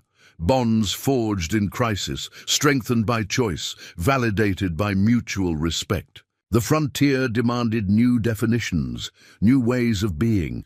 Tonight, in a hidden valley where ancient spirits offered sanctuary, 3 broken people began writing those definitions for themselves. Winter settled over the valley like a heavy quilt, transforming the landscape into something from a fairy tale. Snow fell in thick curtains, muffling sound and smoothing away the rough edges of the world. The stream froze solid except where the hot springs kept patches of water flowing. Ice crystals formed fantastic sculptures on the cliff faces, catching sunlight like scattered diamonds. Margaret had never experienced winter quite like this. In Philadelphia, winter meant coal fires and social calls, skating parties and holiday preparations. On the homestead with Thomas, it had been a time of struggle against cold and isolation. But here in Joseph's Valley, winter felt different. Not an enemy to be endured, but a season with its own rhythms and beauties. She learned to read the subtle signs of weather changes, to understand which snowfalls meant danger and which brought opportunity. Joseph taught her to identify animal tracks in fresh snow, to set snares along rabbit runs, to ice fish in the deeper pools. Her hands grew calloused from new tasks, scraping hides, smoking meat, maintaining the fire that must never be allowed to die completely. Grace thrived in the crystal air, growing round-cheeked and bright-eyed. The cradleboard allowed Margaret to carry her while working, and the baby seemed content to observe the world from her secure perch. Sometimes, watching Joseph's face soften when Grace gurgled at him, Margaret caught glimpses of the father he'd been. The tenderness loss hadn't managed to destroy. They developed routines that felt both foreign and natural. Mornings began before dawn, Joseph building up the fire while Margaret nursed Grace. Breakfast was simple but filling. Cornmeal mush, dried berries, tea made from pine needles and wildflowers. Then came the day's work. Endless in variety, but necessary for survival. One morning in deep January, Margaret woke to find Joseph already gone, unusual for him. Fresh snow had fallen overnight, and his tracks led toward the northern ridge. She completed morning chores, fed Grace, and was contemplating searching for him when he appeared at the door, his expression troubled. "Soldiers," he said without a preamble. "Cavalry patrol, camped just beyond the North Pass." Margaret's heart tightened. "Looking for us?" "No. Hunting. But—" He paused, choosing words carefully. "Hunting ghost dancers, religious movement among my people, government fears it, and once it stopped." She'd heard whispers of the ghost dance, a spiritual revival sweeping through native communities, something about bringing back the buffalo, making white men disappear, returning to the old ways. The details were vague, filtered through fear and misunderstanding. "Are they in danger, your people?" Joseph's jaw tightened. Some joined the movement, desperate people seeking hope. Now soldiers hunt them like animals. If patrol finds the winter camps, Margaret understood. Somewhere beyond their sanctuary, Lakota families huddled in winter shelters, practicing ceremonies the government had outlawed, clinging to promises of renewal. The presence of soldiers meant potential massacre. "Can you warn them?" "My cousin.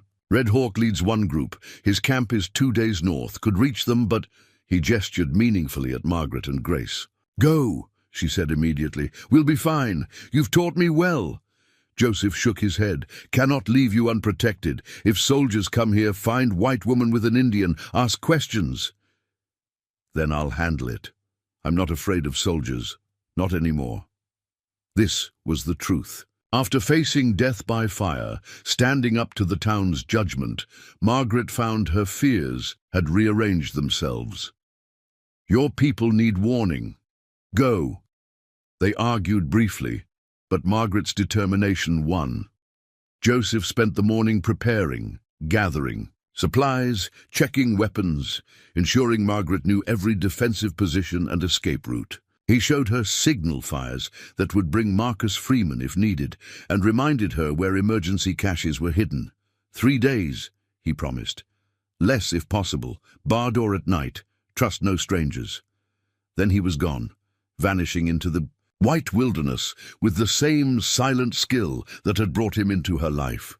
Margaret stood on the porch, Grace in her arms, watching empty forest swallow his tracks. The valley suddenly felt vast and lonely. She kept busy through the day, mending clothes, preparing food, telling Grace stories to fill the silence. As afternoon waned, she ventured to the hot springs for water, the familiar path seeming longer without Joseph's presence. The springs steamed in the cold air, creating a pocket of warmth that felt almost magical. Margaret was filling her water containers when she heard it, the jingle of spurs, the crunch of boots on snow. She turned to find 3 soldiers emerging from the trees, their blue uniforms stark against the white landscape. The sergeant, a weathered man with calculating eyes, touched his cap. "Ma'am, didn't expect to find anyone out here, especially not a white woman." Margaret straightened, channeling every ounce of her Philadelphia breeding. "Good afternoon, Sergeant. I'm taking the waters. These springs have medicinal properties." The soldiers exchanged glances. One, younger with nervous eyes, asked, "You alone out here, Mom?" "My husband is hunting," she lied smoothly. "Should return soon. We winter here for my health. The mountain air agrees with me." The sergeant's eyes narrowed. "Funny, tracked an Indian to this valley. Lone man moving fast. You wouldn't know anything about that?" Margaret allowed irritation to color her voice. "I've seen no Indians, Sergeant, though I fail to see why it would concern me if I had. We're not at war, are we?" "Depends on your perspective, ma'am. There's been trouble, religious foolishness getting the tribes stirred up. This ghost dance nonsense, making them bold, dangerous. Dangerous? They're dancing, Sergeant, praying. Since when is that a crime?" The young soldier shifted uncomfortably. "It's not just dancing, ma'am. They believe their Messiah is coming, that the white man will vanish, that Buffalo will return, getting them all worked up talking about uprising." Margaret nearly laughed. "They're starving on reservations, their culture outlawed, their children taken, and you're afraid of their prayers? Perhaps if we gave them reason to hope for this world, they wouldn't need to dream of the next." "Okay." Sergeant's face hardened. "You sound like an Indian lover, ma'am. Dangerous thinking for a white woman." "I sound like a Christian, Sergeant. Didn't our Lord say to love our neighbors, to show mercy to the suffering? Or does that only apply to neighbors who look like us?" The confrontation balanced on a knife's edge. Margaret could see the sergeant weighing his options, the inconvenience of dealing with a white woman, the questions it would raise. Finally, he stepped back. "We'll be camping nearby tonight, for your protection, ma'am. These hills aren't safe for a woman alone. My husband will return soon. We need no protection." Nevertheless, his smile held no warmth. "Can't be too careful. Good day, ma'am." They left, but Margaret knew they hadn't gone far. She returned to the lodge, barred the door, and spent the evening in tense vigilance. Every sound made her start. Grace, sensing her mother's mood, fussed more than usual. Near midnight she heard them, footsteps circling the lodge. Testing windows, looking for evidence. Margaret sat by the fire, revolver in her lap, praying they wouldn't force entry. The footsteps eventually retreated, but sleep eluded her until dawn. The second day brought worse tension. The soldiers maintained a visible presence, always watching. The sergeant returned with new questions. Where exactly was her husband? What was his name? How long had they been here? Margaret deflected with half-truths and social graces, but felt the net tightening. That night, as she sat feeding Grace, a soft sound came from the back of the lodge. Not soldiers, they were camped by the valley entrance. This was different. Familiar, a pattern of taps she recognized. Joseph. He'd returned early. She unbarred the rear door to find him there, nearly invisible in the darkness. He slipped inside, bringing cold air and the scent of pine. His expression was grim. "Soldiers?" "3. They're suspicious, looking for you. I told them my husband was hunting." "Smart, but they won't believe much longer. Must leave. Tonight." "Leave? But the valley—" "Compromised now. They'll return with more men. Search thoroughly." He paused, pain flickering across his features. "My people are safe," warned Red Hawk. "But soldiers killed 4 warriors who tried to delay them. Young men. Boys, really." Margaret touched his arm. "I'm sorry. Always sorry. Never enough. Come, pack essentials only. Know another place, deeper in mountains. Harder to reach, but safer." They worked quickly, silently. Margaret bundled their most vital possessions while Joseph prepared travel. Packs. He fashioned a special carrier for Grace, one that would keep her warm and secure during what promised to be an arduous journey. From hidden caches, he produced snowshoes, extra furs, dried food for travel. They slipped out through the back as the eastern sky showed the first hints of dawn. Joseph led them along the cliff face, using a path Margaret hadn't known existed. The soldiers' camp lay below, men still wrapped in bedrolls around dying fires. Every step seemed impossibly loud, but no alarm came. They climbed throughout the morning, higher into mountains where snow lay deeper and wind cut sharper.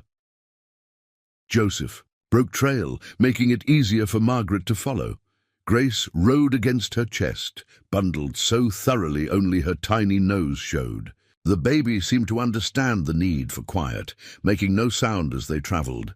By midday, they'd reached elevations where trees grew stunted and twisted.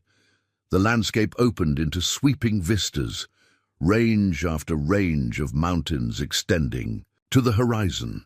Despite their situation, Margaret felt awed by the savage beauty. This was creation at its rawest, untouched by human ambition. They sheltered briefly in a cave to rest and eat. Joseph studied the sky with concern. "Storm coming. Big one, good and bad for us. How so?" "Will hide our tracks, but dangerous if caught exposed. Must reach shelter before it hits." They pushed on, racing against darkening clouds. The wind picked up, driving ice crystals that stung exposed skin. Margaret's world narrowed to Joseph's. Back ahead of her, the rhythm of her snowshoes, the warmth of Grace against her chest. When she stumbled, Joseph was there instantly, steadying her, encouraging her forward. The storm struck with frightening suddenness. One moment they could see their path, the next the world disappeared in horizontal snow. Joseph grabbed Margaret's, and pulling her against a rock face, he shouted words as the wind tore away, then began moving again, feeling along the stone. Time lost meaning in the white fury. Margaret focused only on maintaining contact with Joseph, on putting one foot before the other. Her face numbed, her legs burned. Still they climbed, navigating by touch and instinct through the blizzard. Just when Margaret felt she couldn't take another step, Joseph pulled her through a narrow opening in the rock. Suddenly, the wind died. They were in a cave. No, more than that. A series of connected chambers extending back into the mountain. Joseph had known exactly where to find it. He immediately set about making fire, his movements efficient despite exhaustion. Margaret collapsed against a wall, checking Grace anxiously. The baby was alert, apparently unfazed by their ordeal. As warmth began to fill the chamber, Margaret looked around in wonder. This wasn't just a natural cave. Paintings covered the walls, ancient images of animals, hunters, spirits. The ceiling bore constellations picked out in colored pigments. At the rear, a natural chimney drew smoke upward. Stone tools lay in niches. This place had sheltered humans for countless generations. Sacred place, Joseph explained, feeding the growing fire. Old ones lived here, before my people, before any tribes we know. But spirit remains. Welcome those who come in peace. As feeling returned to her extremities, Margaret explored their refuge, the main chamber connected to others, spaces for sleeping, for storage, even a tiny spring that trickled fresh water. Supplies had been cached here too, preserved by cold and altitude. They had everything needed to wait out the storm. That night, as a blizzard raged outside, they sat by ancient hearthstones where countless fires had burned. Grace slept peacefully in her furs. The cave paintings danced in firelight, seeming almost alive. Margaret felt connected to something vast and timeless, all the humans who'd sought shelter here, all the stories these walls had witnessed. "Your world is so different from mine," she said quietly. "These places, this knowledge, connections to land I never imagined." Joseph gazed at the paintings. "Not my world only, human world. Your ancestors knew such places too. Sacred caves in distant lands, connection to earth. Modern world forgets, but old ways remain for those who look. Will we be safe here? Storm will last days. Soldiers cannot follow. When it clears, we decide. Continue to Far Mountain Camp. Return to the valley if soldiers are gone. Or..." He paused.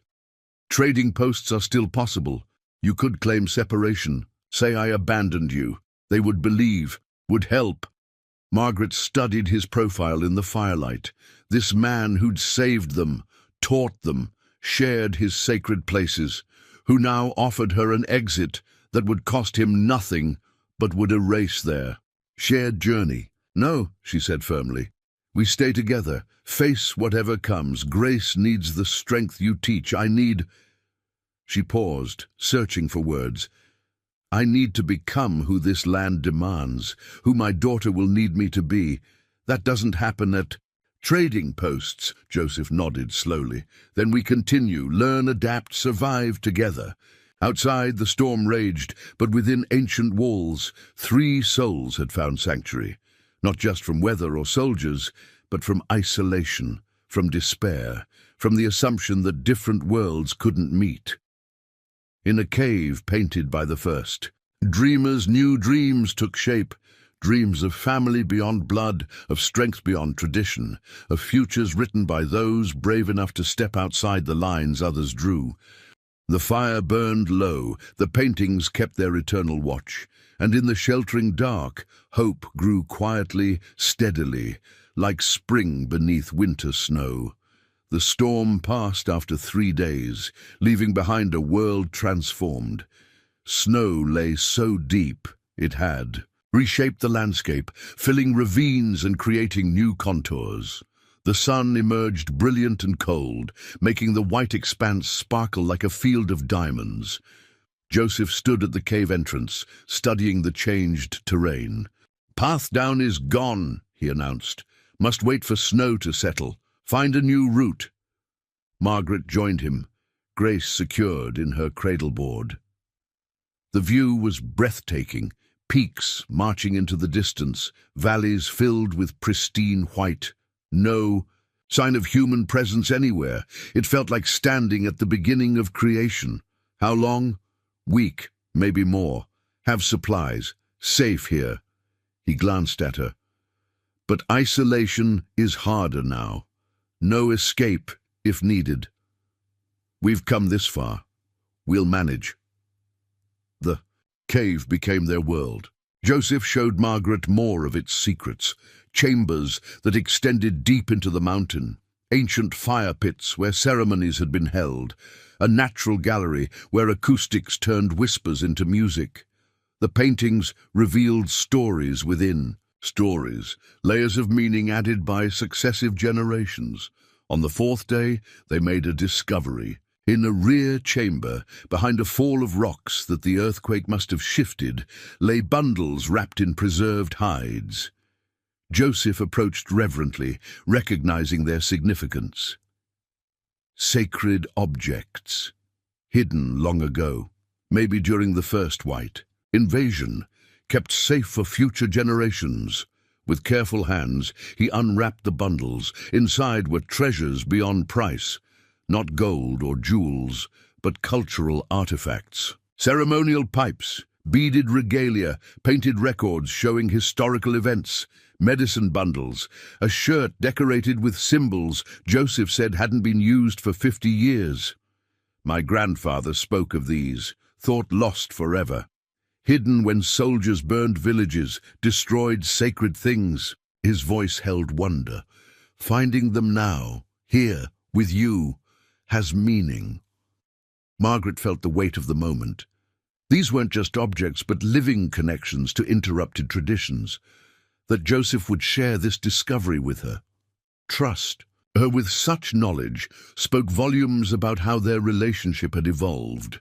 That night, Joseph told stories the artifacts evoked, of great chiefs and medicine women, of buffalo hunts that fed entire tribes, of ceremonies that bound people to land and each other. Margaret listened, mesmerized, while Grace seemed to follow every word with serious baby attention. She understands, Joseph said, noticing. Blood knows blood. She carries all ancestors, yours and those of this land. Bridge between worlds. Margaret looked at her daughter with new eyes. Grace would grow up with stories from both traditions, would walk easily, in spaces others found impossible to navigate. The responsibility felt enormous, but also right. On the 7th day, they attempted descent. Joseph had found a possible route, treacherous but manageable. They roped themselves together for safety, Joseph leading, testing each step. The journey took hours, with several close calls when snow bridges collapsed or hidden ice sent them sliding. By afternoon, they reached the tree line. The forest felt welcoming after the exposed mountain faces. Joseph led them to a sheltered grove where they made camp, exhausted but triumphant. Tomorrow we reach a new valley, he said, higher than first, more hidden, but also harder living, must decide if it is suitable. That night brought unexpected visitors. A wolf pack drawn by their fire, circled at respectful distance.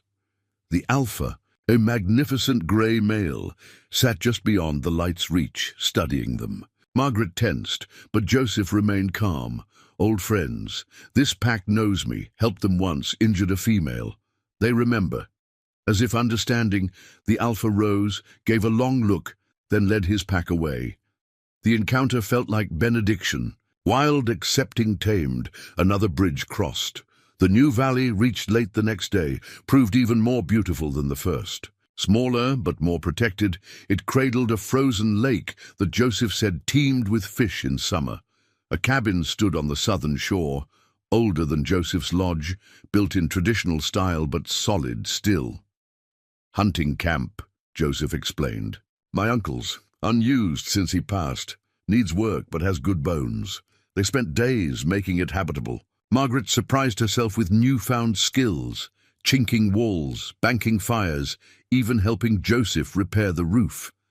Her hands grew rougher, but more capable. She felt herself changing, becoming someone her Philadelphia family wouldn't recognize, but who felt more truly herself. Spring arrived suddenly. One day they woke to dripping icicles, the next to rushing meltwater. The lake ice boomed and cracked, finally breaking into chunks that ground against each other like giants' teeth. Deer appeared in the meadows. Birds returned in chattering. Clouds. With spring came decisions. They'd survived winter, grown close in ways neither had expected. But what now? The question hung unspoken between them as they worked side by side, preparing garden plots, repairing winter damage, watching grass grow more alert and engaged daily. The answer came from an unexpected source. Marcus Freeman arrived one afternoon, bringing news from the outside world. The ghost dance movement had ended in tragedy at a place called Wounded Knee. Hundreds dead. The frontier was changing, he said. the old ways ending. The government was pushing final solutions to the Indian problem. There's talk of allotment, Marcus explained, breaking up tribal lands, forcing Indians to farm individual plots, destroying communal life. Joseph, they're looking for you specifically. Someone reported seeing you with a white woman. They're calling you a renegade kidnapper. There's a warrant. Margaret felt cold anger. That's absurd. I've made my choice clear. Doesn't matter. Narrative serves their purpose. Dangerous Indian corrupting white woman justifies whatever they plan. Marcus looked between them. You need to disappear, both of you. Go somewhere they won't look, Canada maybe, or deeper into mountains where even the army won't follow. That night they held a council. The fire burned low as they weighed options. Stay and fight? Run farther? Separate for safety? Each choice carried terrible risks. I won't leave you, Margaret said firmly. We're family now. Whatever comes, we face together. Joseph studied her across the fire. Months of shared hardship had burned away pretense, leaving only truth between them. Being with me marks you, makes Grace a target too, forever outside both worlds. Then we make our own world, like the Freemans did, like others must be doing. The frontier is ending, yes, but something new begins. We can help shape it. Grace stirred in her sleep, making small sounds. Both adults looked at her, this child born in fire, raised in hidden valleys, heir to multiple traditions. She would need strength they could only give together. There is a place, Joseph said slowly, Sacred Mountain. Treaty protects it still. Hidden valley near summit where hot springs create warmth year-round. Could build there, live quietly, raise Grace, wait for the world to change. How far? 2 weeks' travel, difficult but possible. If we leave soon, before the government moves, before summer brings more soldiers. Margaret nodded. Another journey. Another home, but this time chosen freely by both. Not running from, but moving toward. Toward a future they would write themselves, outside the lines others drew. Marcus promised to spread false information about their direction. Sarah sent supplies and blessings. They prepared carefully, taking only essentials, plus the sacred bundles, from the cave. Joseph crafted a special carrier for Grace, who at 6 months was bright-eyed and curious about everything. The morning they left, a golden eagle circled overhead. Joseph took it as a sign. They climbed away from the valley that had sheltered them, heading toward distant peaks where their future waited. Behind them, spring flowers bloomed where their garden would have been. Ahead, mountains rose like promises, into the clear sky. At the pass, they paused to look back. The valley lay beautiful in the morning light, but it was just a place now. Home was the three of them, moving together toward whatever came next. Grace laughed, reaching for something only she could see. Margaret adjusted the pack Joseph had taught her to carry. Joseph studied the route ahead, with eyes that saw possibilities, not obstacles. They walked forward together, 3 souls bound by choice and circumstance, writing a story the world didn't expect, but couldn't prevent. Somewhere ahead waited a place where they could simply be. Until then, the journey itself was home enough. 7 years had passed like seasons in the hidden valley of the sacred mountain. Grace ran barefoot through meadows where hot springs kept the earth warm even in winter, her laughter echoing off ancient peaks. She was a child of 2 worlds, speaking English and Lakota with equal fluency, knowing the Latin names of plants from her mother's books and their medicinal uses from Joseph's teaching. Margaret stood at the door of their cabin, built strong and true with logs they'd cut together. That first difficult year, her hands were no longer soft as they'd been in Philadelphia, but skilled in ways she couldn't have imagined. She could deliver a breech calf, set a broken bone, identify edible plants by leaf shape alone. The woman who'd once worn silk gowns, to society balls now dressed in practical leather and homespun, her dark hair streaked prematurely with silver, but her eyes bright with purpose. Joseph emerged from the forest with Grace perched on his shoulders, both carrying baskets of late summer herbs. The years had aged him too, but gently. The grief that had once shadowed his features had softened into something more like acceptance. He smiled more now, especially when teaching Grace the stories painted on their home's walls. Tales from both traditions woven together into something new. "Mama, look!" Grace called, holding up a handful of roots. "Father says these will help with your headaches. We found them by the Eagle Rocks." Margaret smiled at how naturally Grace used both terms, Mama and Father, English and Lakota words, blending in her speech like streams joining into a river. Their daughter was growing tall for 7, with Margaret's determination and Joseph's quiet strength, Thomas's green eyes, and the rich brown skin that marked her mixed heritage. "Well done, little bird. Wash them carefully and we'll dry them for winter." As Grace ran to comply, Joseph set down his basket and studied Margaret with the careful attention that had become second nature. "Your dreams were troubled again last night." She nodded. The dreams had been coming more frequently, not nightmares exactly, but urgent visions. Faces of children she didn't recognize, voices calling in languages she didn't understand, a sense of purpose unfulfilled. The same ones, children lost between worlds, like Grace might have been without.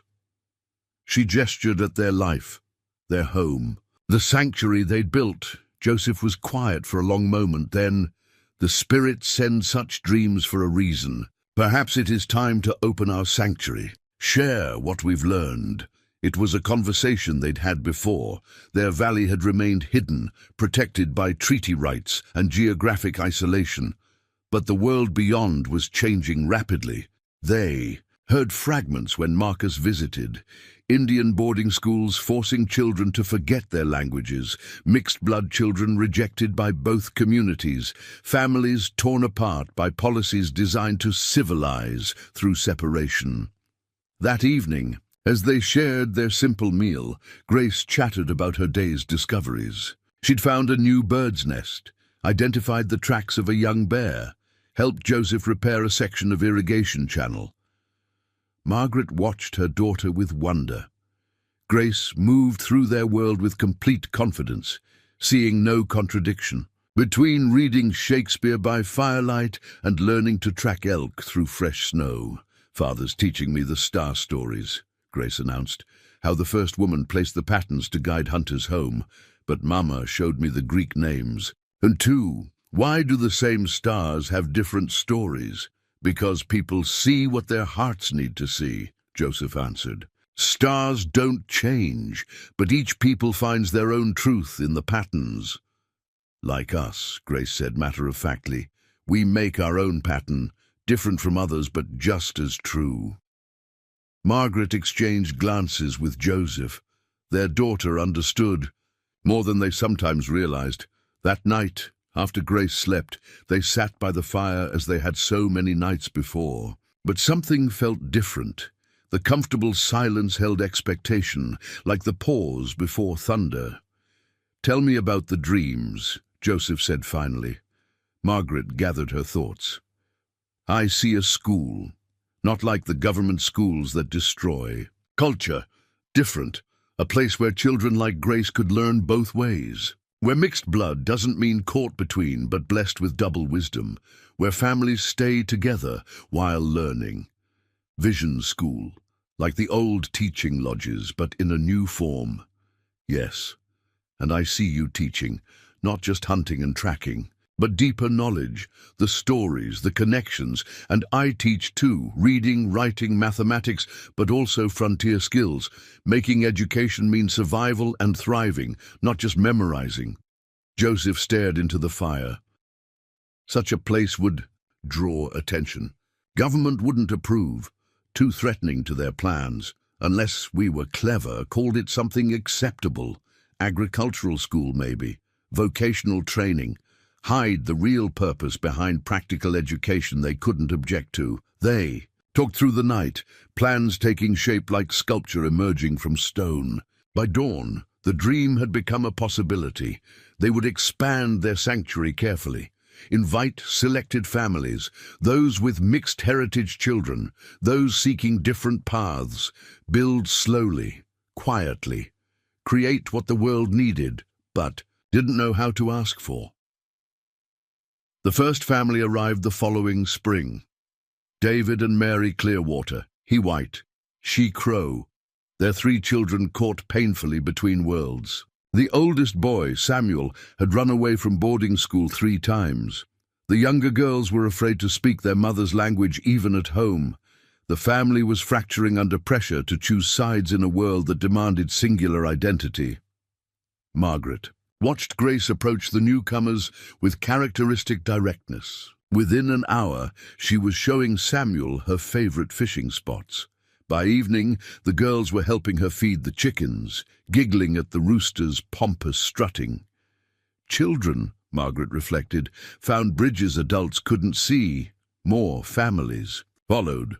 Juan and Rebecca Valdez, whose children carried Apache and Mexican heritage. The Changs, whose son was half Chinese, half Sioux, welcome nowhere. The Antonellis, whose adopted Blackfoot daughter was struggling in white schools. Each family brought skills, stories, traditions to share. Joseph supervised construction of new cabins, each built with respect for the land.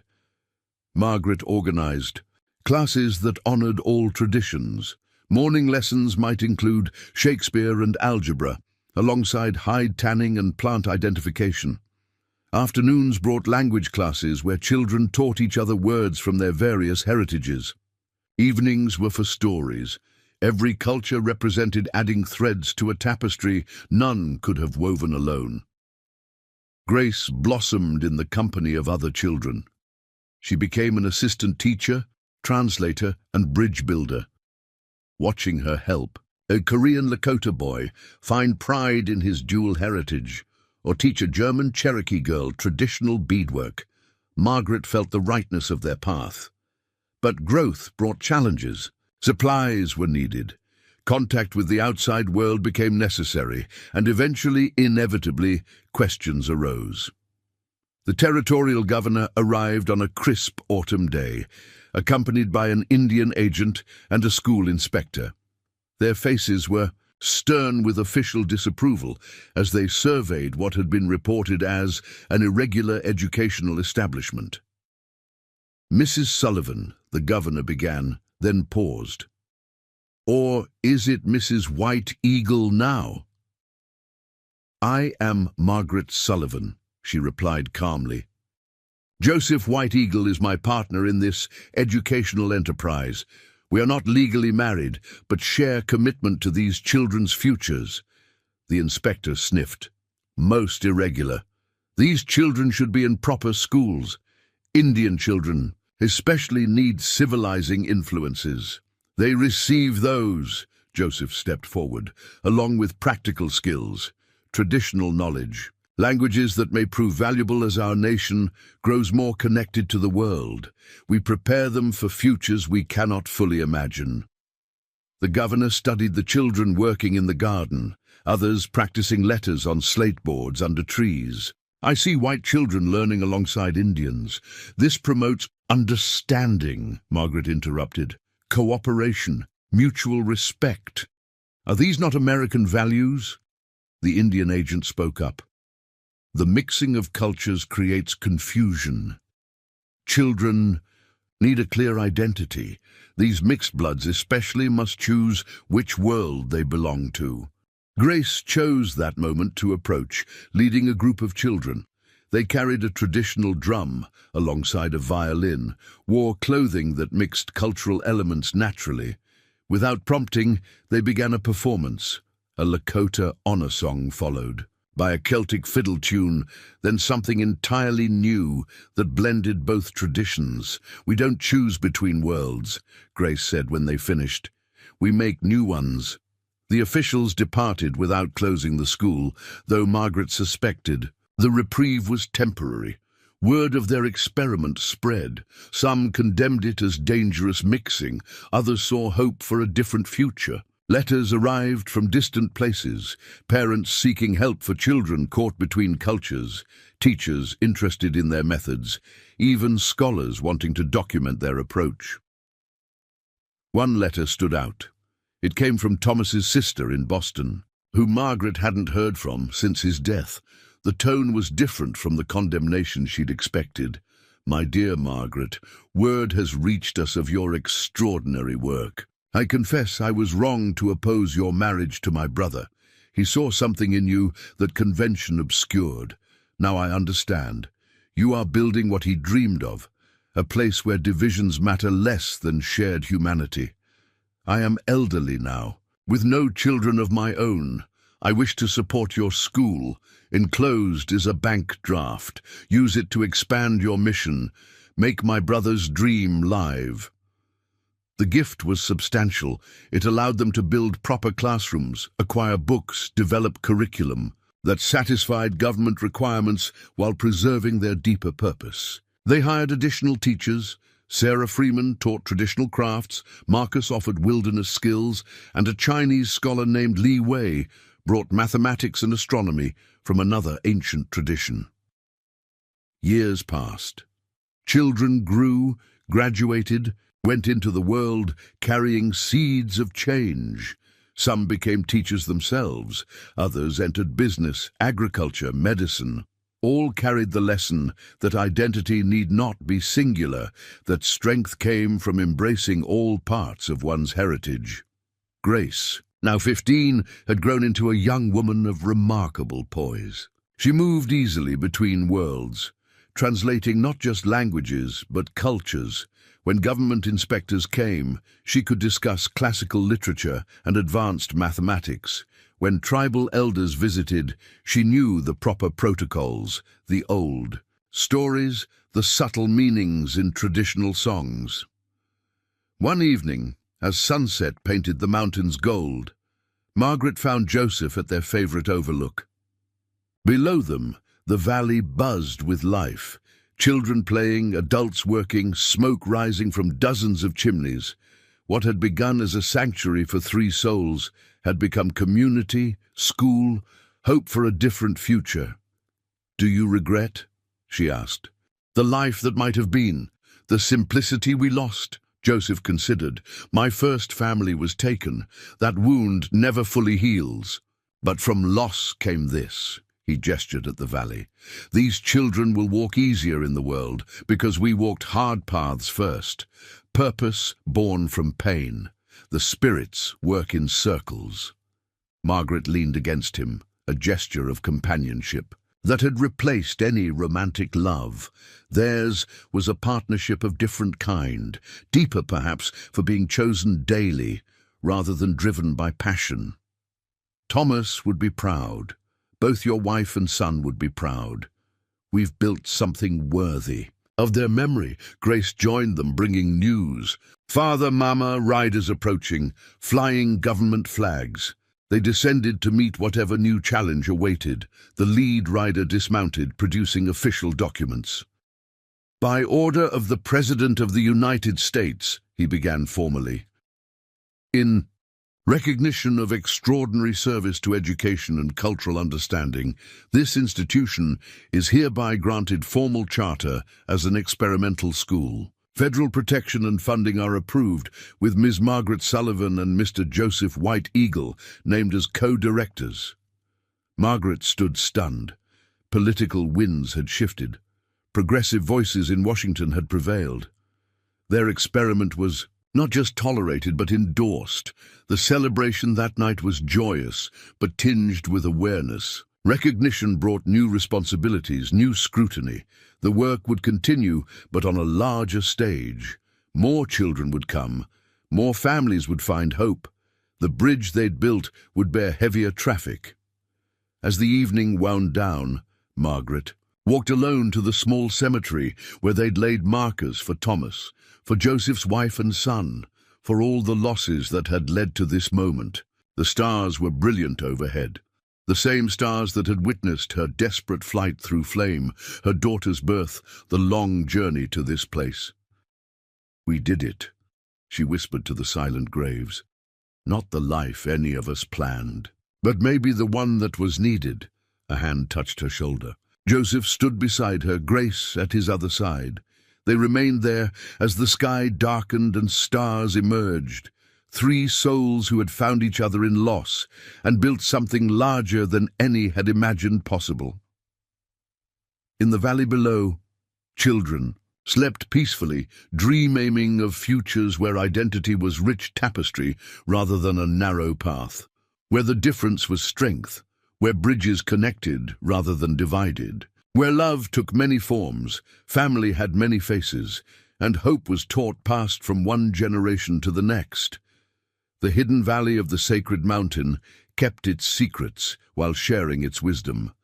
And in the great story of the American frontier, a new chapter was being written by those brave enough to imagine different endings, to build sanctuaries not just from the world, but for it, to prove that sometimes the most revolutionary act is simply refusing to choose between worlds when you can create something beautiful from both. The school thrived. The children grew. The future, uncertain but full of promise, waited to be written by hands that knew multiple alphabets, hearts that held multiple songs, minds that saw multiple truths as facets of one greater light. And in the annals of territorial history, a small notation appeared: Educational Innovation in the Mountains, the Sullivan White Eagle School, where Eastern learning meets Western wisdom, and children discover themselves complete. Up next, you've got two more standout stories right on your screen. If this one hits the mark, you won't want to pass these up. Just click and check them out. And don't forget to subscribe and turn on the notification bell so you don't miss any upload from us.